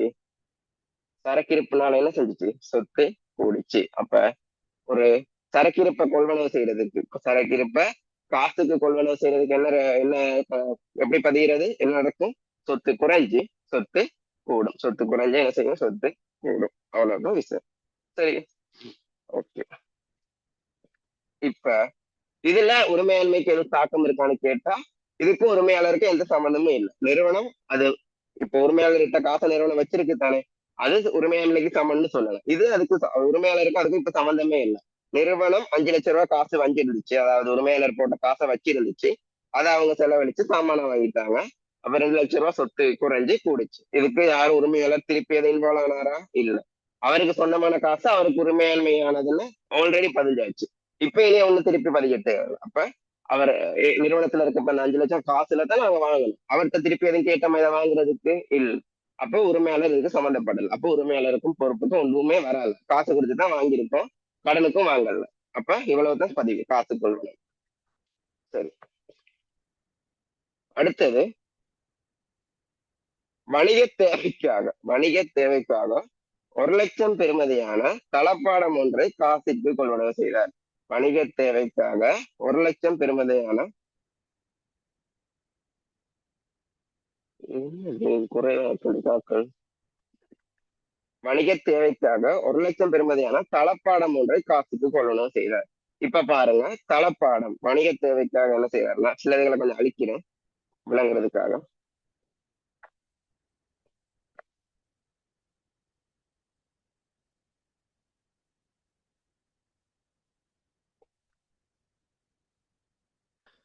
ஓகே, அந்த அதே காசு அதே நிறுவனத்துக்குள்ளதான் இருக்குது, எழுதிட்டு கேளாது, அதனால சும்மா இப்படி போட்டு காட்டுறேன். சரி, இப்ப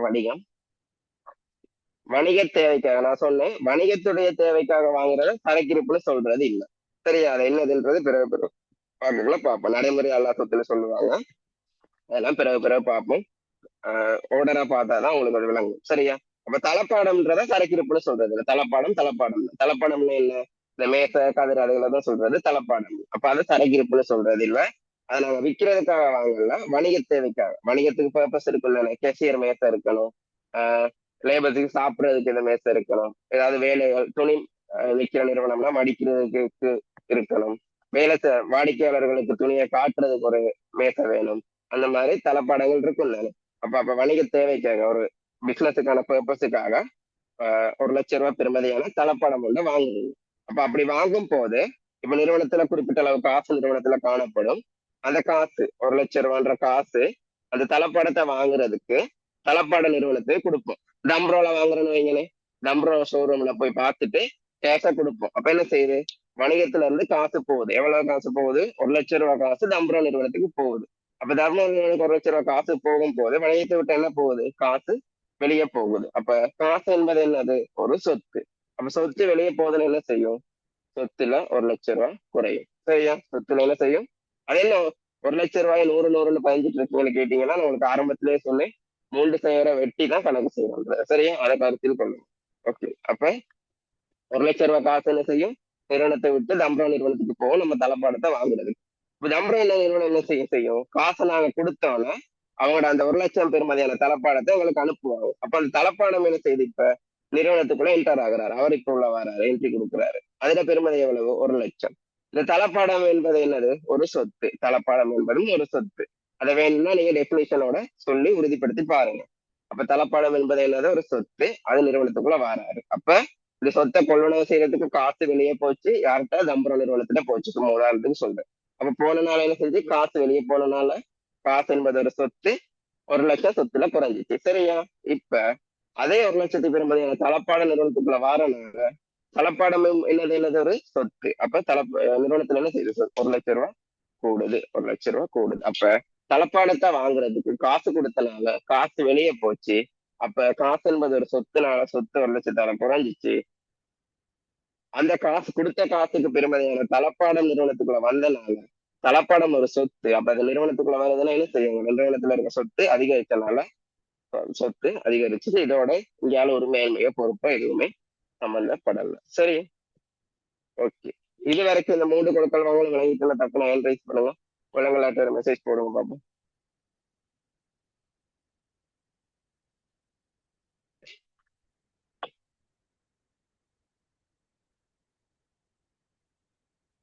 ஓகே,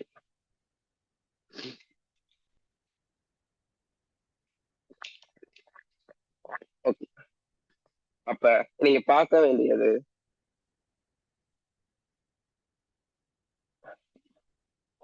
விஷயம்.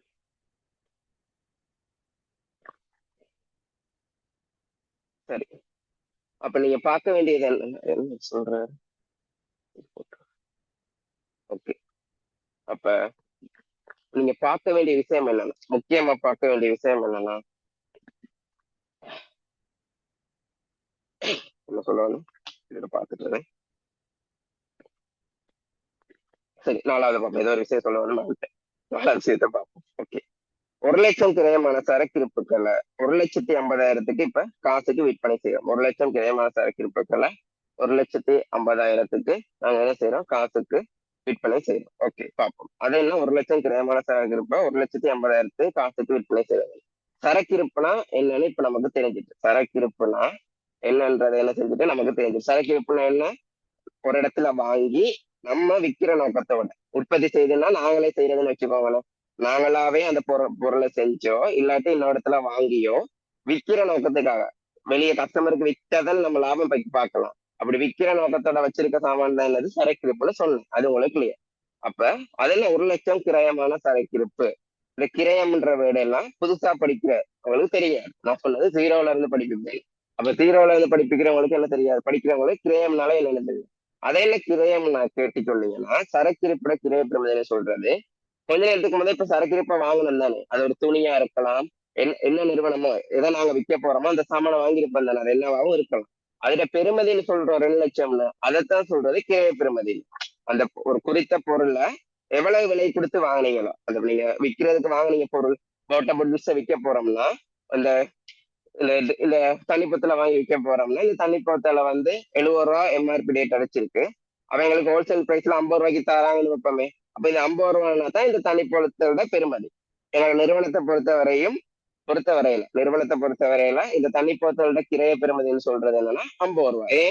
இதை நான் 50 ரூபா கொடுத்து தானே வாங்கினேன். அப்ப அதுல தண்ணிப்பழத்தோட கிரைய பெருமதி எவ்வளவு, 50 ரூபாய். அப்ப இப்ப கிரைய பெருமதி என்ன விளங்குதா, ஒரு பொருளை எவ்வளவுக்கு வாங்கணுமோ எவ்வளவு விலை கொடுத்து வாங்கணுமோ அதைத்தான் என்னன்னு சொல்றது, கிரைய பெருமதின்னு சொல்றது. அந்த பொருளை எவ்வளவு விலை கொடுத்து வாங்கணுமோ அதைத்தான் சொல்றது கிரைய பெருமதின்னு. அப்ப அது என்ன, 1,00,000 கிரயமான பொருள்னு கேட்டீங்கன்னா, 1,00,000 கிரயமான பொருள்னு கேட்டீங்கன்னா, நாங்க வாங்கி வச்சிருக்கோம் 2,00,000 ரூபாய் பெருமதியான பொருள்.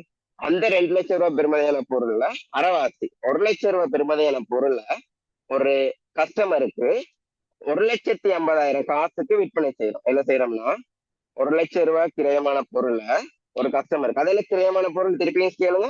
கிரயம்னா என்ன, இந்த டைம்ஸ் திருப்பி நான் சொல்லணுமா, கிரயம்னா என்ன, குறித்த பொருளை என்ன விலை கொடுத்து வாங்கணும் அந்த பெருமதியை தான் சொல்றது என்னது, கிரய பெருமதின்னு.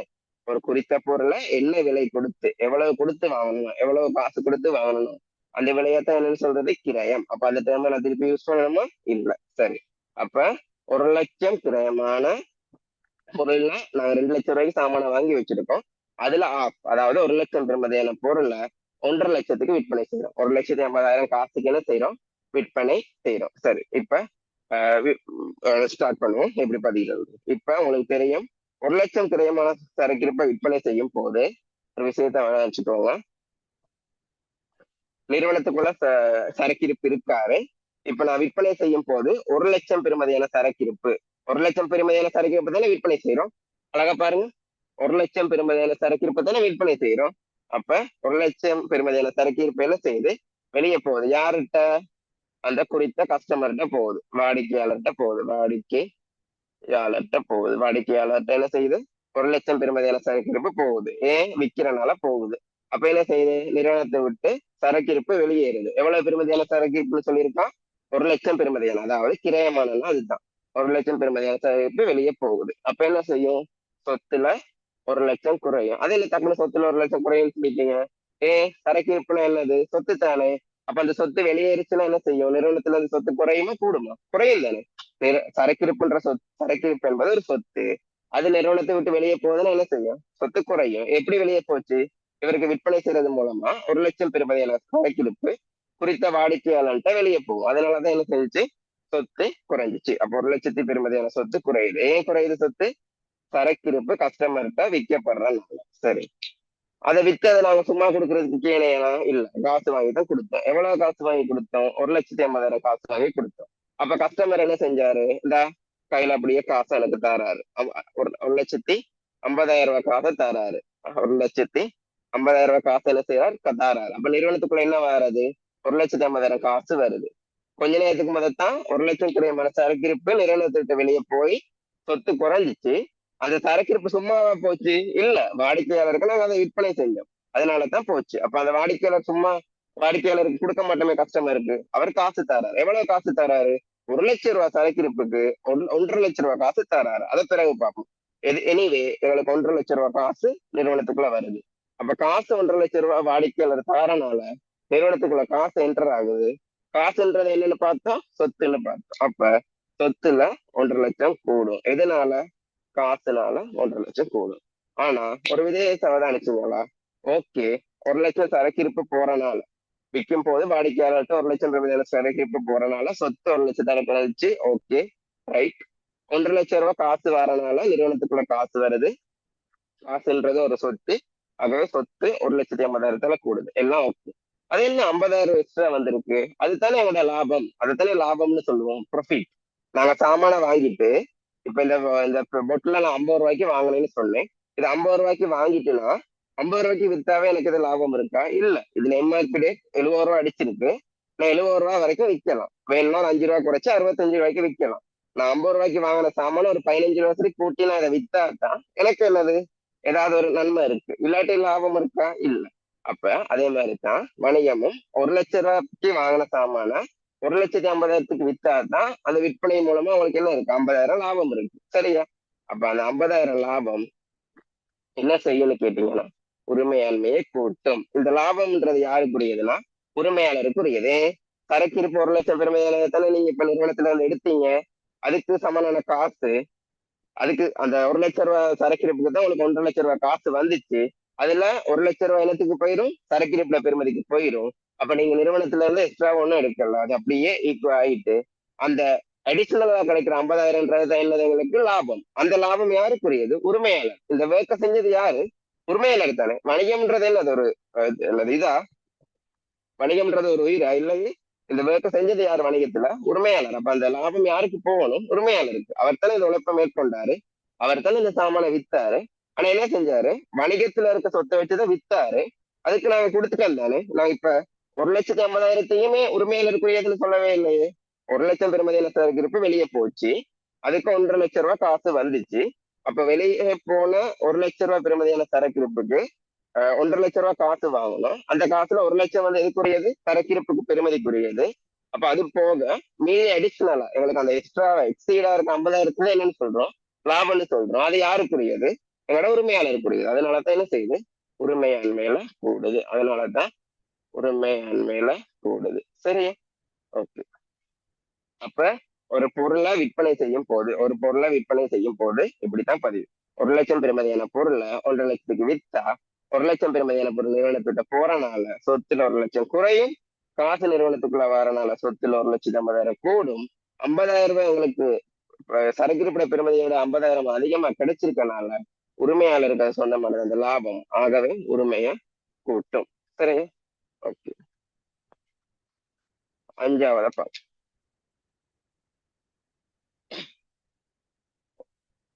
5,00,000 கிரயமான சரக்கிருப்ப ராம் நிறுவனமிடம் கடனுக்கு கொள்வனவு. சரியா? இப்ப அடுத்ததை பார்ப்போம். 5,00,000 கிரயமான சரக்கிருப்பு. உங்களுக்கு கிரயம்னா என்னன்னு இப்ப கொஞ்ச நேரத்துக்கு மேல தான் சொன்னேன். கிரயம்னா என்ன?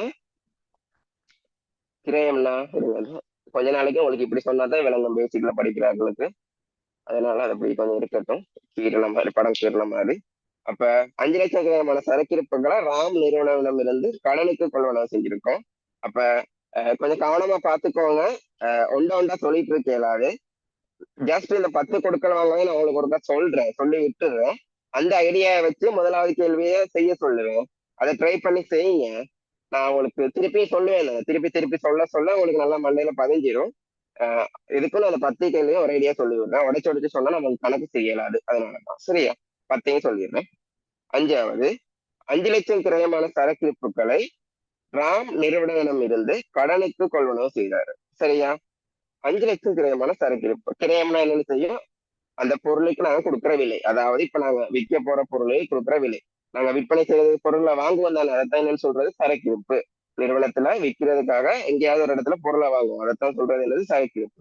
அப்ப 5,00,000 ரூபாய் பெறுமதியான சரக்கிருப்பை இந்த டைம் நாங்க வாங்குறோம். யார்கிட்ட? ராம்னு ஒரு நபர்கிட்ட வாங்குறோம். ராம்னு ஒரு வியாபாரி, ராம் என்கிற ஒரு வியாபாரிட்ட 5 லட்சம் ரூபாய் சரக்கு இருப்ப வாங்குறோம். அப்ப அந்த ராம் என்ற வியாபாரி, அந்த ராம் என்கிற வியாபாரி 5 லட்சம் ரூபாய் சரக்கு இருப்ப நிறுவனத்துக்குள்ள அனுப்புறாரு. எவ்வளவு? 5 லட்சம் ரூபாய் சரக்கு இருப்பு. சரக்கு இருப்பு என்பது என்னது? சொத்து. அப்ப சொத்து நிறுவனத்துக்குள்ள வருது. எப்படி வந்துச்சு? ராம்கிட்ட 5 லட்சம் ரூபாய் சரக்கு இருப்ப கொள்வனவு செய்தது மூலமா என்ன வந்துச்சு?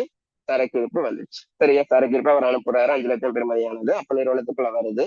அது ஒரு சொத்து நிறுவனத்துக்குள்ள வருது. அப்ப சொத்துல என்ன செய்யும்? 5 லட்சம் கூடும். அப்ப சரக்கு இருப்புனால சொத்துல என்ன செய்யுது? 5 லட்சம் ரூபாய் கூடுது. சரக்கு இருப்புனால என்ன செய்யுது? சொத்துல 5 லட்சம் ரூபாய் கூடுது. ஓகேயா? ராம் எங்களுக்கு சொத்து அனுப்புறதுனால கூடுது. இப்ப இதுக்கு நாங்க ஒரு விலை கொடுத்திருக்கணும் தானே? அப்ப என்ன செய்யும்? காசு நிறுவனத்தை விட்டு போயிருக்கோம். ஒழுங்கா வாசிச்சுட்டு வருவோம். 5 லட்சம் கிரயமான சரக்கு இருப்ப ராம் நிறுவனத்திடமிருந்து கடனுக்கு கொள்வனவு செஞ்சிருக்கோம். என்ன செஞ்சிருக்கோம்? ராம் நிறுவனத்திடமிருந்து கடனுக்கு கொள்வனவு செஞ்சிருக்கோம். கடன்னா என்ன? நான் இப்ப தரமாட்டேன், உங்களுக்கு பிறகு தாரேன்னு சொல்றதுதான் என்னது கடன். கடன்னா உங்களுக்கு என்னன்னு தெரியும். நான் இப்ப தரல, உங்களுக்கு பிறகு தாரேன், எனக்கு ஒரு 2 மாசம் தாங்க, இல்ல ஒரு 2 கிழமை தாங்க, அப்படி சொல்லி வாங்குறதுதான் என்னது? கடன். பிறகு தாரேன். உடனே அதுக்கான காசை கொடுத்துருக்க மாட்டோம். அதுதான் சொல்றது என்னது? கடன். அப்ப இந்த 5 லட்சம் ரூபாய் சரக்கு இருப்ப ராம் நமக்கு தெரிஞ்ச பொடியன் போல, அதனால அவர்கிட்ட கடனுக்கு வாங்கியிருக்கோம். அவரும் நமக்கு தெரிஞ்சால் தானே நம்பிக்கையா காசை வாங்காம பிறகு தாங்கன்னு சொல்லி தந்திருக்காரு.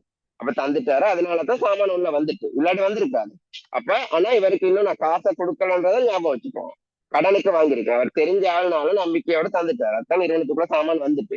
இல்லாட்டி யார் அனுப்புவாங்களா? அப்படி இல்லை, நம்பிக்கையோட தந்துட்டாரு. நான் அவருக்கு பிறகு கொடுக்கணும், அது ஒரு கடன். அப்ப நிறுவனத்துக்குள்ள சொத்து வந்துச்சு. அப்ப சொத்து 5 லட்சத்தால போடுச்சு. இதுக்கு நான் காசை கொடுக்கவே இல்லை, கடனா விட்டுட்டேன், பிறகு தாரேன்னு சொல்லி கடனா விட்டுட்டேன். அப்ப எப்படி நிறுவனத்தை விட்டு காசு போக போகுது? அப்ப நிறுவனத்தை விட்டு இந்த கொடுக்கல் வாங்கல பாத்தீங்களா இருந்தா, நிறுவனத்துக்குள்ள சொத்து வந்துச்சே தவிர்த்து எந்த ஒரு வகையான சொத்து நிறுவனத்தை விட்டு வெளியே போகல. 5 லட்சம் ரூபாய் பெறுமதியான சரக்கு இருப்பு மட்டும்தான் நிறுவனத்துக்குள்ள வந்துச்சே தவிர்த்து எந்த ஒரு பெறுமதியான காசோ எதுவுமே வெளியேறல். கடனுக்கு கொள்வனவு செஞ்சனால. அப்ப சொத்து அதிகரிப்பு மட்டும்தான் இதுல வரும். அப்ப அடுத்தது என்ன விஷயம் வரும்னா, உங்களுக்கு தெரியும் கடன்னா என்ன அர்த்தம்? அதை நாங்க பிறகு கொடுக்கணும். கடனை பிறகு கொடுக்கணும்னு அதை என்னன்னு சொல்றது? பொறுப்பு. சரியா? அதுலயே கொடுக்க வேண்டிய கடற்பாடோட இருக்கீங்க, அதைத்தான் என்னன்னு சொல்றது? பொறுப்பு. அப்ப காசு கொடுக்காதனால இது ஒரு பொறுப்பு. நீங்க இந்த 5 லட்சத்தை கட்டாயம் பிறகு கொடுத்தே ஆகணும், அதுதான் சொல்றது பொறுப்பு. அதனால இந்த இடத்துலதான் பொறுப்பு 5 லட்சத்தால் அதிகரிக்குது. பொறுப்பு 5 லட்சத்தால் அதிகரிக்குது. ஏன்? இந்த 5 லட்சம் ரூபாய் பெருமதியான இருப்பு எப்படி சொத்துல கூடிச்சு? நாங்க கொள்வனவு செஞ்சனால சொத்துல கூடிச்சு. ஆனா இதுக்கான காசை நாங்க கொடுத்தோமா? இல்ல, கடனை விட்டுட்டோம். அப்ப பிறகு கொடுக்கணும். அந்த பிறகு கொடுக்கணும்ன்ற கடற்பாடத்தான் என்னன்னு சொல்றது? பொறுப்பு. அந்த பிறகு கொடுக்கணும்ன்ற கடற்பாடோட பெருமதி எவ்வளவு? 5 லட்சம். முழுமையாவே அந்த கடனை நாங்க கொடுக்க இருக்கோம், முழுமையாவே காசு கொடுக்கல. 1 ரூபா காசு கூடி கொடுக்காம தான் வாங்கியிருக்கோம். அதனாலதான் பாருங்க, சொத்து மட்டும்தான் கூடி இருக்கு, சொத்துல வேற ஒரு தாக்கமும் இல்லை. அப்போ 1 ரூபா கூடி கொடுக்காம வாங்கினால அந்த 5 லட்சம் ரூபாயை நாங்க அவங்களுக்கு கொடுக்கணும். அப்ப அந்த கடற்பாடுடைய முழு பெருமதி எங்களுக்கு என்னது? பொறுப்பு. அப்ப என்ன செய்யும்? பொறுப்புல 5 லட்சம் கூடும். அப்ப ஒரு சரக்கு இருப்ப காசுக்கு கொள்வனவு செஞ்சா காசு போறனால சொத்துமையை குறையும். அதற்கே சமனான சரக்கு இருப்பு வரனால சொத்துமை கூடும். அப்ப ஒரு காசு கொள்வனவு செய்யும் போது, காசை கொடுத்து கொள்வனவு செய்யும் போது சொத்து கூடி சொத்து குறையுது. காசு போறனால சொத்து குறையும். அதே சம்பந்தமான அதே பெருமதியான சொத்து வாரனால சொத்து கூடும். ஆனா கடனுக்கு கொள்வனவு செய்யும் போது சொத்து கூடுது. பாருங்க, கடனுக்கு கொள்வனவு செய்யும் போது சொத்து கூடுது. ஆனா அதுக்கான காசை நாங்க கொடுத்திருப்போமா? இல்ல. அதனால சொத்துல குறையல்ல, சொத்து கூட மட்டும் செய்யுது. ஆனா அந்த கடனுக்கு கொள்வனவு செஞ்சனால என்ன செய்யுது? பொறுப்பு கூடுது. அந்த கடனை நான் அவருக்கு திருப்பி கொடுக்கணும்ன்ற காரணத்தினால. சரியா? அவ்வளவுதான் விஷயம். ஓகே, அடுத்ததை பார்ப்போம். 6வது. இப்ப நான் சொல்ற வேலையை பாத்தீங்களா இருந்தா உங்களுக்கு இதை பாடமாக்குற விஷயம் இல்ல. நான் சொல்ற வேலை பார்க்கணும். நிறுவனத்துக்குள்ள வாராரு போறாருன்னு தானே உங்களுக்கு நான் கதை மாதிரி தானே சொல்லிட்டு இருக்கேன். சொத்து வருது போகுது, கதை மாதிரி தானே சொல்றேன். அப்ப அந்த வேலை தான் கணக்கு செய்யக்கலாம், நீங்க யோசிக்கணும். அப்படி செய்ய செய்ய அது உங்களுக்கு ஒட்டோவாவே அது மசில் மெமரியே ஒட்டோவா வந்துடும். உங்களுக்கு கணக்கை நீங்க செய்வீங்க. அதை விட்டுட்டு பாடமாக்கிறாதீங்க. காசு கொள்வனவுல இப்படி கூடும் குறையும் எல்லாம் விஷயத்த விளங்கிக்கோங்க. இப்ப இது கூடிச்சு, காசு கொள்வனவு சொத்தை குறைச்சு சொத்தை கூடிச்சு. எப்படி கூடிச்சு? காசுக்கு கொள்வனவு செய்யும் போது காசு நிறுவனத்துக்கு வெளியே போகும். இப்படி கேள்வி கேளு. காசு வெளியே போகும். காசுனா என்ன? சொத்து. அப்ப சொத்து வெளியே போகுதுன்னா என்ன செய்யும்? சொத்து குறையும். அதுதான் குறைஞ்சிச்சு. அதே மாதிரி அதுக்கு சமனான சொத்து என்ன செய்யும்? நிறுவனத்துக்குள்ள வரும். ஏன்னா நாங்க ஒரு சாமான வாங்கியிருக்கோம், அதனாலதானே காசே போச்சு. அப்ப அந்த சாமான் நிறுவனத்துக்குள்ள வரும்போது அந்த சாமான் என்னது சொத்து தானே. அவர் என்டர் ஆகுறதுனால என்ன செய்யுது, சொத்து கூடுது. அதனாலதான் சொத்து கூடிச்சு. அதான் சொத்து கூடி குறையுது. கடனுக்கு விற்பனை செய்யும் போச்சு, கொள்வனை செய்யும் போது என்ன நடந்துச்சு, சொத்து வருது நிறுவனத்துக்குள்ள, கொள்வனை செய்யும் போது சொத்து நிறுவனத்துக்குள்ள வரும், அப்ப கூடுது. ஆனா அதுக்கு நம்ம காசு கொடுத்தோமா, அப்ப காசு ஒண்ணும் போகல. அப்ப சொத்துல ஒரு வேற தாக்கமும் இல்லை. காசு கொடுக்காட்டி அது என்னது, கடன். கடன்னா நமக்கு என்னன்னு தெரியும், திருப்பி கொடுக்கணும். அதைத்தான் பொறுப்புன்னு சொல்றோம். அதனாலதான் என்ன செஞ்சுச்சு, பொறுப்பு கூடிச்சு. அப்படி விளக்கத்தோட சொல்றதுனால விளக்கத்தோடய கணக்க செய்ய ட்ரை பண்ணுங்க, பாடமாக்காதீங்க தயவு செய்து. ஓகே, சரி. ஓகே, அடுத்ததை பார்ப்போம். இன்னொரு விஷயம் சொல்லல, வெரி சாரி. இந்த ராம் வந்து யாருன்றத சொல்ல மறந்துட்டேனே, வெரி சாரி. இந்த ராம் வந்து பொறுப்புன்னு சொன்னேன், ஆனா இந்த ராம் யாருன்னு சொல்லல. வணிகம் வந்து இந்த ராமுக்கு ஒரு பேர் கொடுத்துறேன். இப்ப இந்த ராமுக்கு வணிகத்துக்கு ஒரு பேர் இருக்கு, கடன் கொடுத்தவர். இப்ப இந்த ராம் எனக்கு யாருன்னு கொஞ்ச நேரம் வரைக்கும் ராம் வந்து வெறும் ராம் தான். ஒரு கொஞ்ச நேரத்துக்கு வரைக்கும் இவர்கிட்ட நான் சாமான வாங்க வரைக்குமே ராம் வந்து நமக்கு தெரிஞ்ச பொடியன் தான். ஆனா இந்த நிமிஷத்துல இருந்து வணிகத்துக்கு இப்ப அவர் யாருன்னா கடன் கொடுத்தவர், கடன் நிறுவனத்துக்கு தந்திருக்காரு, கடன் கொடுத்தவர் அல்லது கடன் வழங்குனர் அப்படின்னு சொல்லுவாங்க. சரியா, கடன் கொடுத்தோர் அல்லது என்னது கடன் வழங்குனர்னு சொல்றாரு. ராம் இதுக்கு வரைக்கும் யாரு, தெரிஞ்ச பொடியன், உரிமையாளருக்கு தெரிஞ்ச ஆள். அதனாலதான் இப்ப நம்பிக்கையா கடன் தந்தாரு. இந்த நிமிஷத்துல இருந்து வணிகத்துக்கு ராம் யாரு, கடன் கொடுத்தோர். வணிகத்துக்கு யார், வணிகத்துக்கு அருண் யாரு, உரிமையாளர் மாதிரி. வணிகத்துக்கு அருண் உரிமையாளர் மாதிரி. வணிகத்துக்கு இப்ப ராம் யாரு, கடன் கொடுத்தவர், கடனை கொடுத்தவங்க. சரியா, அப்ப ராம் யாரு, இப்ப கடன் கொடுத்தவர். அப்ப கடன் கொடுத்தவர்ன்றது என்னது, சொத்தா உரிமையா பொறுப்பா, பொறுப்பு. கடன் கொடுத்தவர்ன்றது என்னது, அவருக்கு திருப்பி காசு கொடுக்க இருக்கனால கடன் கொடுத்தவர்ன்றது என்னவா கருதப்படும், ஒரு பொறுப்பா கருதப்படும். அப்ப இப்ப எங்களுக்கு 5 லட்சம் ரூபாய் கடன் கொடுத்த காணப்படுறாரு. கடன் கொடுத்தவர்னா யாரு, எங்களுக்கு சாமான கடனுக்கு தந்தவங்க. மேல் விற்பனைக்குரிய பொருள், அதாவது இப்ப நாங்க விக்கிற நோக்கத்துல வாங்குற பொருளை அதே கடனுக்கு தந்தவங்களதான் சொல்றது என்னது, கடன் கொடுத்தோம். சரி, ஆறாவத பார்ப்போம். 2 லட்சம் கிரயமான சரக்கு இருப்ப வித்த மாதிரி இப்பயும் விற்கிறோம். பாருங்க, ஒரு கஸ்டமருக்கு ஒரு வாடிக்கையாளனுக்கு, சரியா, 2 லட்சம் ரூபாய் சரக்கு இருப்ப 2 லட்சம் ரூபாய் சரக்கு இருப்ப விற்கிறீங்க. பாருங்க, 2 லட்சம் ரூபாய் சரக்கு இருப்ப நிறுவனத்தில் எடுத்து விற்கிறீங்க. 2 லட்சம் ரூபாய் சரக்கு இருப்ப 3,50,000 ரூபாய்க்கு விஜயன் ஒரு நபருக்கு விற்கிறீங்க. சரியா, விஜயன் ஒரு நபருக்கு விற்கிறீங்க. சரியா, 2 லட்சம் ரூபாய் சரக்கு இருப்ப 3,50,000 ரூபாய்க்கு விஜயன் ஒரு நபருக்கு விற்கிறீங்க. எவ்வளவுக்கு விற்கிறீங்கன்றது மறுபக்கம் இருக்கட்டும். இப்ப விற்கிறீங்கன்றத முதத்தை யோசிங்க. அப்ப 2 லட்சம் ரூபாய் பெருமதியானதுன்னா உங்களுக்கு என்னன்னு தெரியும் தானே. 2 லட்சம் ரூபாய் கிரயமானதுன்னா அந்த சரக்கு இருப்ப எவ்வளவுக்கு வாங்கணுமோ அந்த பெருமதியை தான் சொல்றது கிரயம். அப்ப 2 லட்சம் வெளியுள்ள சரக்கு இருப்ப விஜய்க்கு விற்கிறீங்கன்னா நிறுவனத்தை விட்டு என்ன செய்யுது, சரக்கு இருப்பு வெளியே போகுது. யார்கிட்ட, எங்களோட விஜய்கிட்ட போகுது. சரியா, ஓகே, போகுது. 2 லட்சம் ரூபாய் சரக்கு இருப்பு விஜய்கிட்ட போகுது. இப்ப போகும்போது என்ன செய்யுது, நிறுவனத்துல சொத்து குறையுது. ஓகேயா, சரக்கு இருப்பு சொத்து குறையுது, சரக்கு இருப்புன்ற சொத்து குறையுது. ஓகேயா, ஓகே. இப்ப என்ன நடக்குதுன்னா 2 லட்சம் ரூபாய் சரக்கு இருப்ப 3,50,000 ரூபாய்க்கு விற்பனை செஞ்சிருக்கோம். 2 லட்சம் ரூபாய் சரக்கு இருப்ப 3,50,000 ரூபாய்க்கு விற்பனை செஞ்சிருப்போம். அதுல அர்த்தம் என்ன, நான் 2 லட்சம் ரூபாய் சரக்கு இருப்ப அவருக்கு கொடுத்தேன்னா அவர் எனக்கு எவ்வளவு காசு தரணும், 3,50,000 ரூபாய் காசு தரணும். 2 லட்சம் ரூபாய் சரக்கு இருப்ப நான் அவருக்கு கொடுத்தேன்னா அவருக்கு என்ன செய்யணும், அவர் எனக்கு 3,50,000 ரூபாய் காசு தரணும். அப்ப இப்ப 2 லட்சம் ரூபாய் சரக்கு இருப்பு விஜய்கிட்ட போயிட்டு, அப்ப சரக்கு இருப்பு போறதுனால சொத்து குறையும். 3,50,000 காசு வந்துச்சான்னு கேட்டா இந்த கொடுக்கல் வாங்கலை பொறுத்தவரையில காசு வரல. இதைத்தான் சொல்றது கடன் விற்பனை. எந்த இடத்துலயும் கடன் விற்பனைன்னு சொல்லியிலேயே நீங்க எப்படி சொல்றீங்கன்னு கேட்டா ஒரு விஷயத்த ஞாபகம் வச்சுக்கோங்க. அதை சொல்றதுக்காக தான் போடாம விட்டேன். பேர் குறிப்பிட்டு விற்பனை கொள்வனவு வந்தா, ஒரு பேர் குறிப்பிட்டு விற்பனை வந்தா, சும்மா கொள்வனவு விற்பனையில் வராம விஜயிடம் கொள்வனவு, விஜயிற்கு விற்பனை, ராமிற்கு விற்பனை, கமலனுக்கு விற்பனைன்னு பேர் குறிப்பிட்டு வந்தா அது கடன் அடிப்படையில் எடுத்துக்கோங்க. காசு அடிப்படையில் இல்லாம கடன் அடிப்படையில் எடுத்துக்கோங்க. அப்ப இந்த இடத்துல பேர் குறிப்பிட்டு ஒரு நபரின் பேர் குறிப்பிட்டு விஜய்க்கு விற்பனையில வந்தனால இது ஒரு கடன் விற்பனை. கடன் விற்பனையில என்ன அர்த்தம்னா, நாங்க இப்ப கொஞ்ச நேரத்துக்கு முதல்ல கடன் கொள்வனவு செஞ்சோம், அதாவது காசு பிறகு தரேன்னு சொல்லி கொள்வனவு செஞ்சேன். அதே மாதிரி என்னிட்ட நான் பிறகு காசை தரேன்னு சொல்லி என்ன செய்யறது, சாமான வாங்கிட்டு போறது. அப்ப நானும் என்ன செய்வேன், எனக்கு நம்பிக்கைக்குரிய ஆக்கள்கிட்ட பிறகு காசை தாங்க பிரச்சனை என்ன செய்வேன், சாமான கொடுத்துருவேன். அவங்களத்தான் என்னன்னு சொல்றது, கடன் விற்பனைன்னு சொல்றது. நான் உங்களுக்கு பிறகு சாமான தரேன்னு சொல்லிட்டு என்ன செய்யறது, காசை தாரேன்னு சொன்னோன்னா சரி பிரச்சனை இல்லைன்னு சொல்லி சாமான கொடுத்துருவேன். அப்ப என்ன செய்யறாரு விஜய் வந்து சாமான வாங்கிட்டு போறாரு. கட்சி ஆரம்பிச்சிருக்காரு தானே. அப்ப அதுல செலவுல காயில காசு இல்லை போல விஜய்கிட்ட. சரியா? அப்ப அதனால கடன்கிட்ட எங்களுக்கு வாங்கிட்டு போறாருன்னு வச்சுக்கோங்க. சரியா? அப்ப பிறகு தாரேன்னு சொல்லி வாங்கிட்டு போயிருக்காரு. இன்னும் காசு அதுக்கு தரல. அப்ப 2 லட்சம் ரூபாய் பெறுமதியான சரக்கிருப்புக்கு 3,50,000 ரூபாய் காசு என்ன செய்யணும் விஜய் தரணும். ஆனா அவர் தரல, கடனை விட்டுட்டு போயிட்டாரு. பிறகு தாரன்னு சொல்லியிருக்காரு. அப்ப இவருக்கு என்ன பேர் வைப்போம்னா, கொஞ்ச நேரத்துக்கு முதல் வரைக்கும் விஜய் யாரு ஒரு நபரா இருந்தாரு. இப்ப வணிகத்துக்கு விஜய் யாருன்னா ஒரு உறவு காணப்படுது, ஒரு ரிலேஷன்ஷிப் காணப்படுது. அந்த ரிலேஷன்ஷிப்போட பேர் தான், அதாவது அந்த உறவோட பேர் தான் கடன் பட்டோர். கடன் பட்டோர் கடன் பட்டோர் அவரோட பேர். இப்ப அவர் அந்த வணிகத்துக்கும் விஜய்க்கு உறவு இப்ப என்னது கடன் பட்டோர். எப்படி கடன் பட்டோர் ஆனாரு? அவர் எனக்கு இப்ப காசு தர இருக்கு, அவர்கிட்ட நான் காசை வாங்காம சும்மா சாமான கொடுத்திருக்கேன். அவர் அப்ப என்ன செஞ்சிருக்காரு கடன் பட்டிருக்காரு, கடன் வாங்கியிருக்காரு. அதான் கடன் பட்டோர்னு சொல்றோம். இந்த கடன் பட்டோரை நாங்க என்னவா கருதுறோம்னா, இந்த கடன் பட்டோரை நாங்க ஒரு சொத்தா கருதுறோம். ஏன் சொத்தா கருதுறோம்னா, கொஞ்ச நேரத்துக்கு இப்ப பாருங்க இந்த டெபினிஷனோட ஒப்பிட்டு பாருங்க.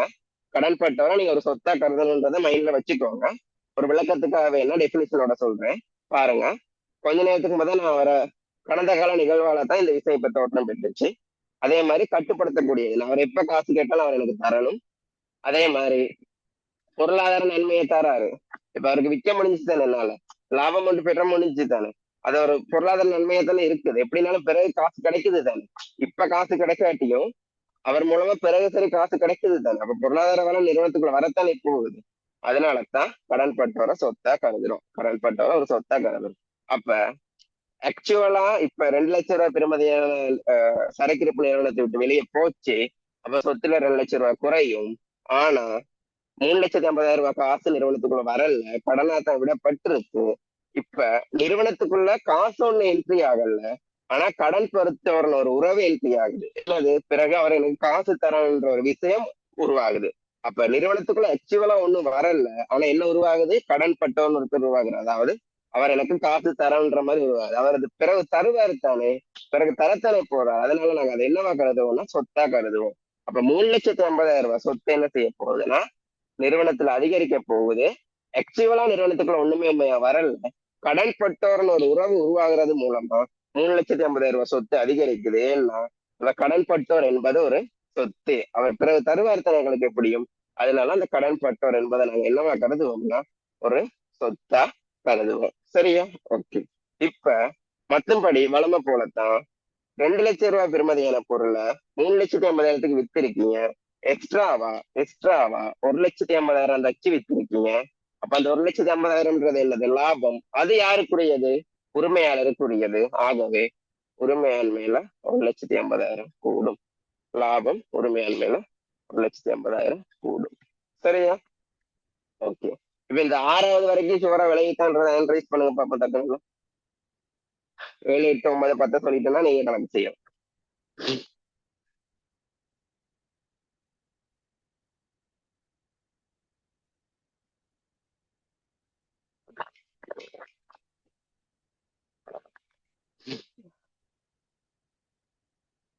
சரி, ஓகே. இப்ப 7வது பார்ப்போம்.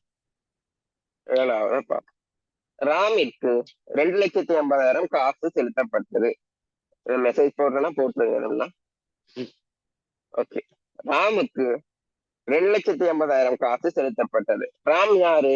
ராமுக்கு ஒரு பேர் வச்சோம். ராமுக்கும் வணிகத்துக்கும் என்ன உறவு இருக்கு? ஒரு உறவும் இல்ல. கடன் கொடுத்து வருன்ற உறவு இருக்கு. கொஞ்ச நேரத்துக்கு மேல தான் பார்த்தேன். ராம் எங்களுக்கு என்ன செஞ்சாரு? கொஞ்ச நேரத்துக்கு மேல பாத்தீங்களா?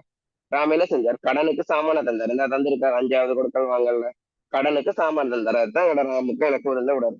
அந்த ராமுக்கு என்ன செய்யறேன்னா 2,50,000 காசு கொடுக்குறோம். ஏன் நான் ராமுக்கு காசு கொடுக்கணும்? கொஞ்ச நேரத்துக்கு முதல்ல என்ன செஞ்சேன்? கடனுக்கு தானே சாமான வாங்கினேன், காசு கொடுத்தனா இல்ல. அப்ப அதை செட்டில் பண்றதுக்காக தான் என்ன செய்யறேன், அந்த கடனை செட்டில் பண்றதுக்காக 5 லட்சம் ரூபாய் வாங்கியிருக்கோம். இப்போதைக்கு ஒரு 2,50,000 கொடுப்போம்னா என்ன செய்யணும்? 2,50,000 கொடுத்துரும். அப்ப காசு நிறுவனத்தை விட்டு என்ன செய்யுது? 2,50,000 யார்கிட்ட போகுது? ராம்கிட்ட போகுது. ராம்கிட்ட என்ன செய்யுது? 2,50,000 காசு போகுது. ராம்கிட்ட 2,50,000 காசு போகுது. அப்ப நிறுவனத்தை விட்டு காசு போறனால 2,50,000 என்ன செய்யும்? காசு சொத்துல குறையும். காசு என்பது ஒரு சொத்து தானே. அது நிறுவனத்தை விட்டு வெளியே போற பட்சத்துல என்ன செய்யும்? காசு 2,50,000 குறையும். அதாவது சொத்து 2,50,000 குறையும். யார்கிட்ட போகுது?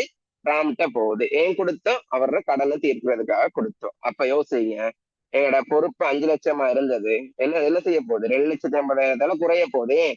ராமுக்கிட்ட ராமுக்கு நான் 5 லட்சம் ரூபாய் காசு கொடுக்க இருந்துச்சு. அதுல இப்ப என்ன செய்யறேன்? 2,50,000 கொடுத்துட்டேன். அப்ப இன்னும் திருப்பி அதை நான் கொடுக்கணுமா? அப்ப என்ன செய்யுது? இந்த பொறுப்பு குறையுது. அப்ப ராமுக்கு நான் கொடுக்க வேண்டிய தொகை 2,50,000 குறையுது. இப்ப நான் உங்கள்ட்ட ஒரு 100 ரூபாய் வாங்கியிருக்கேன்னா அதுல 50 ரூபாய் தந்துட்டுனா என்ன செய்யுது? 50 ரூபாய் நான் உங்களுக்கு தர வேண்டியது குறைஞ்சிட்டு தானே.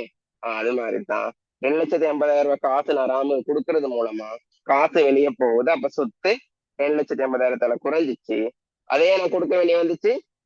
கொஞ்ச நேரத்துக்கு முதல்ல தான் சொன்னேன், ராம் என்பது கடன் கொடுத்தவர், நமக்கு கடனுக்கு சாமான தந்தவர்.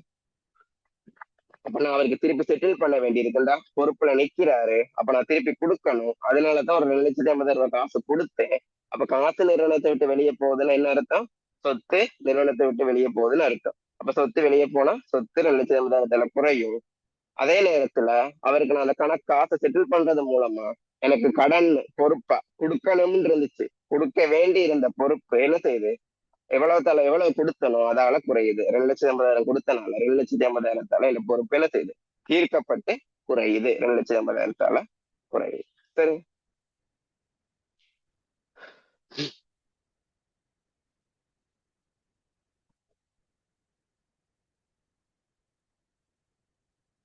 Okay.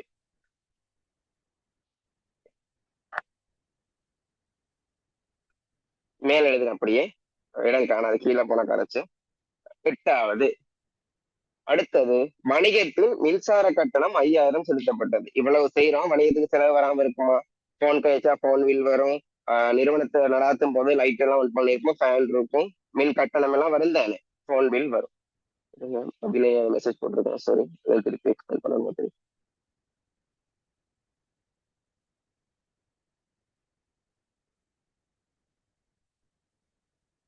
Okay okay okay okay.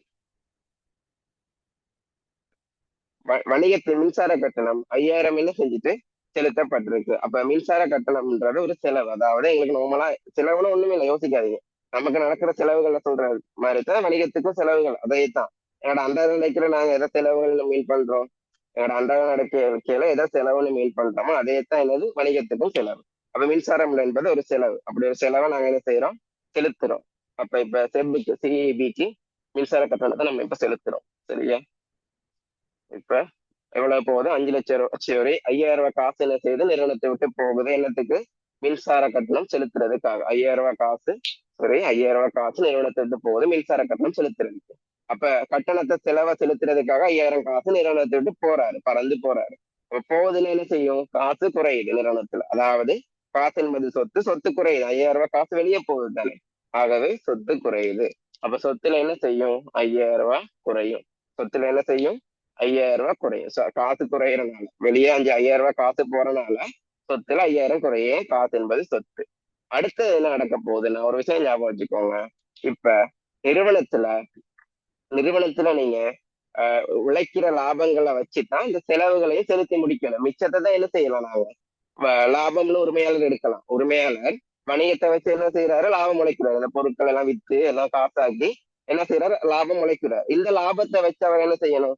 அவருக்கு ஏற்படுற வணிகத்துக்கு ஏற்படுற செலவெல்லாம் செலுத்திட்டு மிச்சத்தை தான் எடுக்கலாம். சும்மா யோசிச்சு பாருங்களேன்.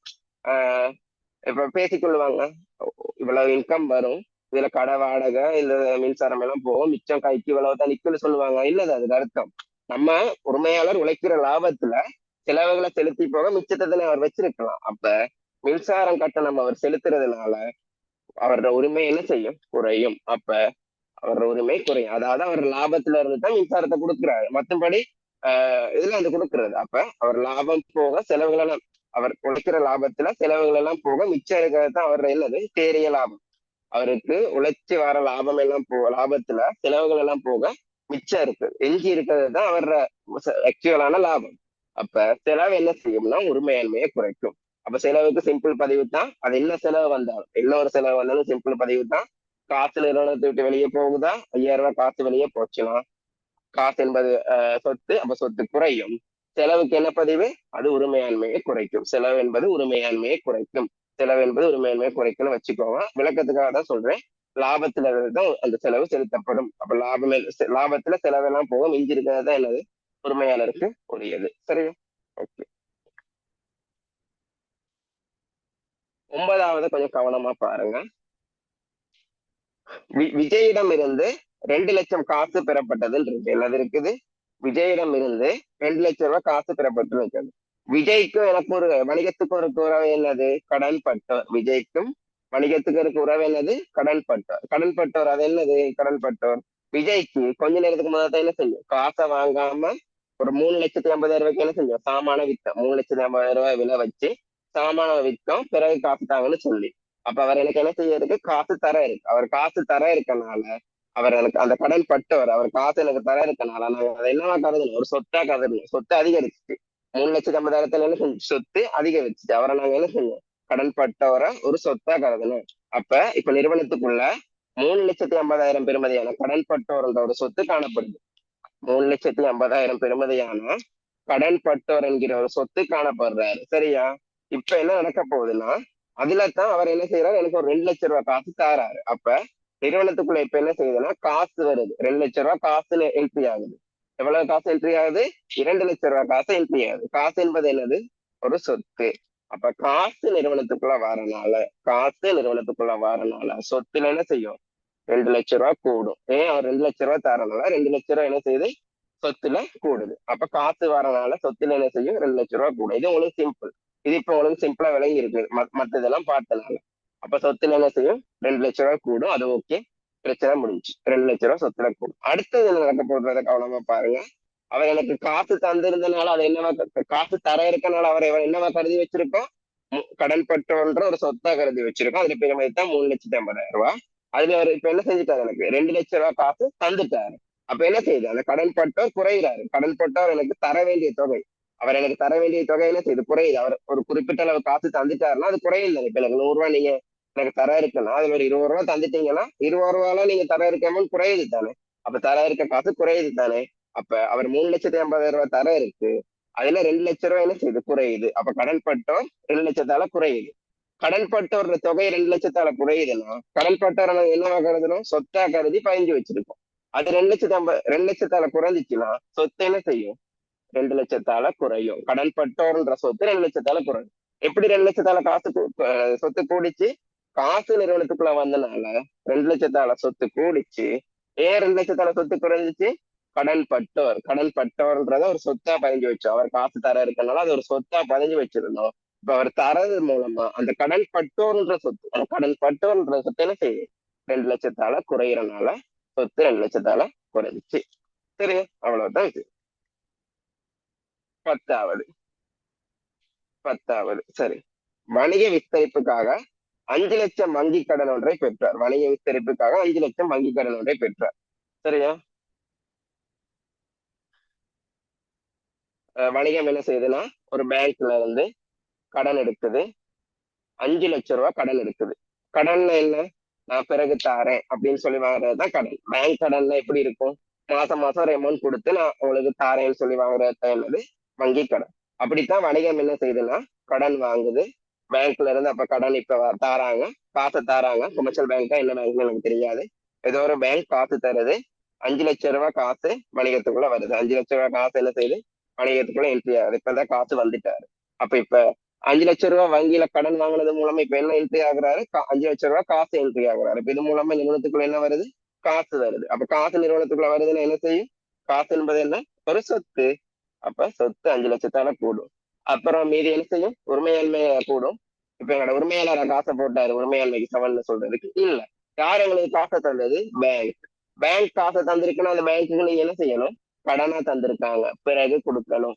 ஒரு விஷயம் பிறகு கொடுக்கணும்னா அது என்னது, கடற்பாடு. அது என்ன கடற்பாடு, பொறுப்பு. அப்ப வங்கி கடன் என்பது என்னது, ஒரு பொறுப்பு. அப்ப வங்கி கடன் பேங்க்ல வாங்குறது மூலமா பேங்க் உங்களுக்கு 5,00,000 காசு தருது. அப்ப காசு 5,00,000 வணிகத்துக்குள்ள வந்து விழுது. அப்ப வணிகத்துக்குள்ள காசு வர்றதுனால காசு என்பது ஒரு சொத்து. ஆகவே சொத்து 5,00,000 அதிகரிக்குது. அதை நீங்க என்ன செய்யணும், திருப்பி கொடுக்கணும். அது திருப்பி அதே அந்த பேங்க்குக்கு நீங்க அதை ரிட்டர்ன் பண்ணணும், கொஞ்ச நாள்ல ரிட்டர்ன் பண்ணணும். ஏன் இந்த வங்கி கடன் வாங்கியிருப்போம், வணிகத்தை டெவலப் பண்றதுக்கு ஏதாவது ஒரு தேவைக்கு வாங்கியிருப்போம். அப்ப அதெல்லாம் வணிகத்தை டெவலப் பண்ற வேலையெல்லாம் செஞ்சுட்டு இனி உழைக்கிற காசை வச்சு என்ன செய்யணும்? வணிகத்துக்கு வங்கிக்கு நம்ம திருப்பி கொடுக்கணும், பேங்குக்கு திருப்பி கொடுக்கணும். உழைக்கிற காசை வச்சு மாசம் மாசம் சரி திருப்பி கொடுக்கணும். அப்படி கொடுக்குறன்றது என்னது? பொறுப்பு. எகெயின் கொடுக்கணும்ன்றது என்னது? ஒரு பொறுப்பு. அப்ப 5 லட்சம் ரூபாய் சொத்து அதிகரிக்கும் காசு வரனால, அதற்கு சமனான பொறுப்பு காணப்படுறதுனால பொறுப்பு 5 லட்சத்தால அதிகரிக்கும். சரியா? அப்ப இப்ப 10 கிளியரா? இல்லாட்டி கிளியர் ஆகாத நம்பர் ஒருக்கா போட்டு விடு. நம்பரை போட்டாலும் ஓகே. கிளியரான்ற ரைஸ் பண்ணுங்க. அப்படி கிளியர் ஆகாத எது நம்பர் இருந்துச்சுன்னா அந்த நம்பரை போட்டு விடு.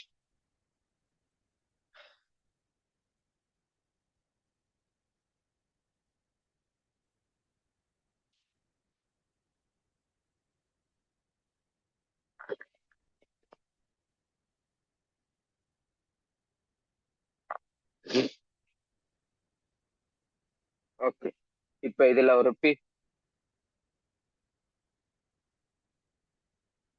Okay, thank you. மதுக்கு 9 வழங்கல்ல. ஓகே, 9 நினைச்ச 9 வந்து கடல் பட்டவர் இதுதானே? எஸ்.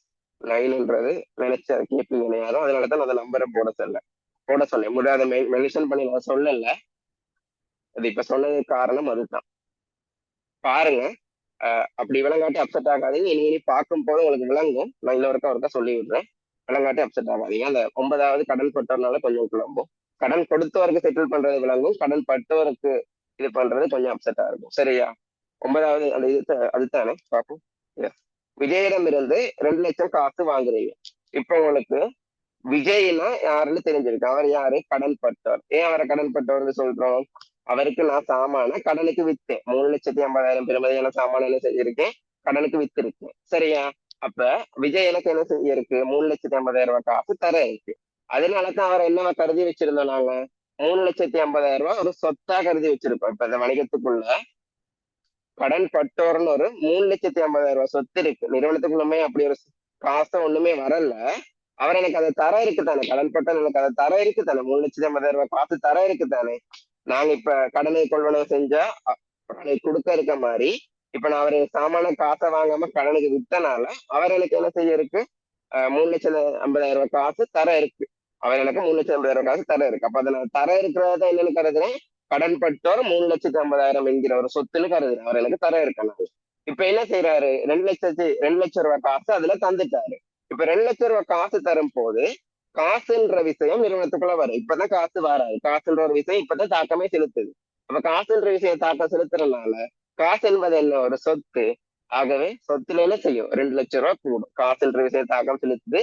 சொத்துல 2 லட்சம் ரூபாய் கூடும். ஏன் 2 லட்சம் ரூபாய் குறையில போட்டிருக்கேன்? இப்ப எனக்கு 2 லட்சம் ரூபாய் காசு தாரது மூலமா 3,50,000 கடன் பட்ட தந்த இடத்துல 2 லட்சம் தந்துட்டனால என்ன செய்யும்? 3,50,000 இருந்து 2 லட்சம் குறைஞ்சு இன்னும் அவர் எனக்கு என்ன எவ்வளவு தர இருக்கு? 1,50,000 தான் தர இருக்கு. அப்ப என்ன நடக்குது அந்த இடத்துல? 3,50,000 3,50,000 கடன் பட்டார். 3,50,000 தர இருந்துச்சு. அது எவ்வளவு தால குறையுது? 2 லட்சம் குறையுது. 3,50,000 தர இருந்த இடத்துல அந்த தர இருந்த தொகை 2 லட்சம் குறையுது. அவர் தந்துட்டனால அப்படி குறையும் போது என்ன குறையுது? 2 லட்சத்தால கடன் பட்டவர் தான் 2 லட்சத்தால குறைகிறார். அந்த கடன் பட்டவர் நாங்க என்னன்னு கருதி இருக்கோம்? சொத்துன்னு கருதி இருக்கோம். அப்ப கடன் பட்டவரை சொத்துன்னு கருதின பட்சத்துல அது 2 லட்சத்தால குறைஞ்சா சொத்து என்ன செய்யும்? 2 லட்சத்தால குறையும். இப்ப கிளியரா? ஓகே.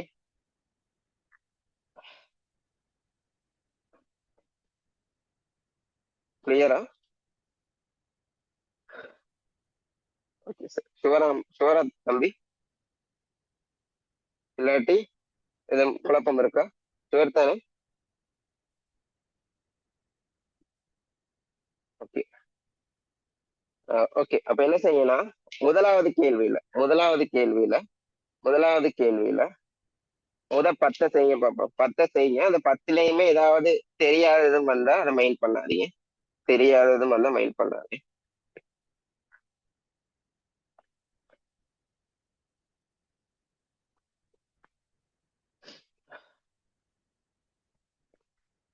10லயும் தெரியாததும் வந்தா மெயில் பண்ணாதீங்க. 10ஐயும் செய்யுங்க. 10 போதும்.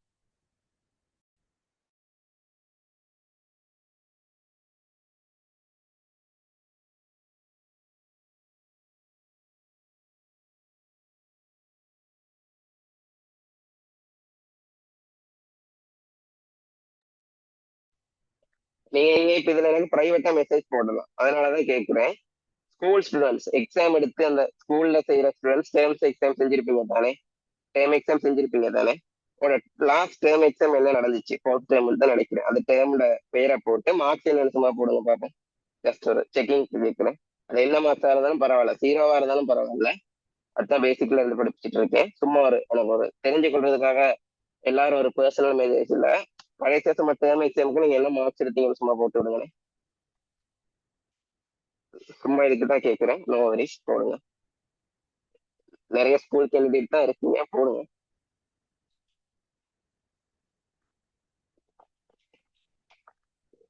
பிரியாணிக்கு போட தேவையில்ல, பிரைவேட்டா பத்தி போட்டீங்கன்னா சரி.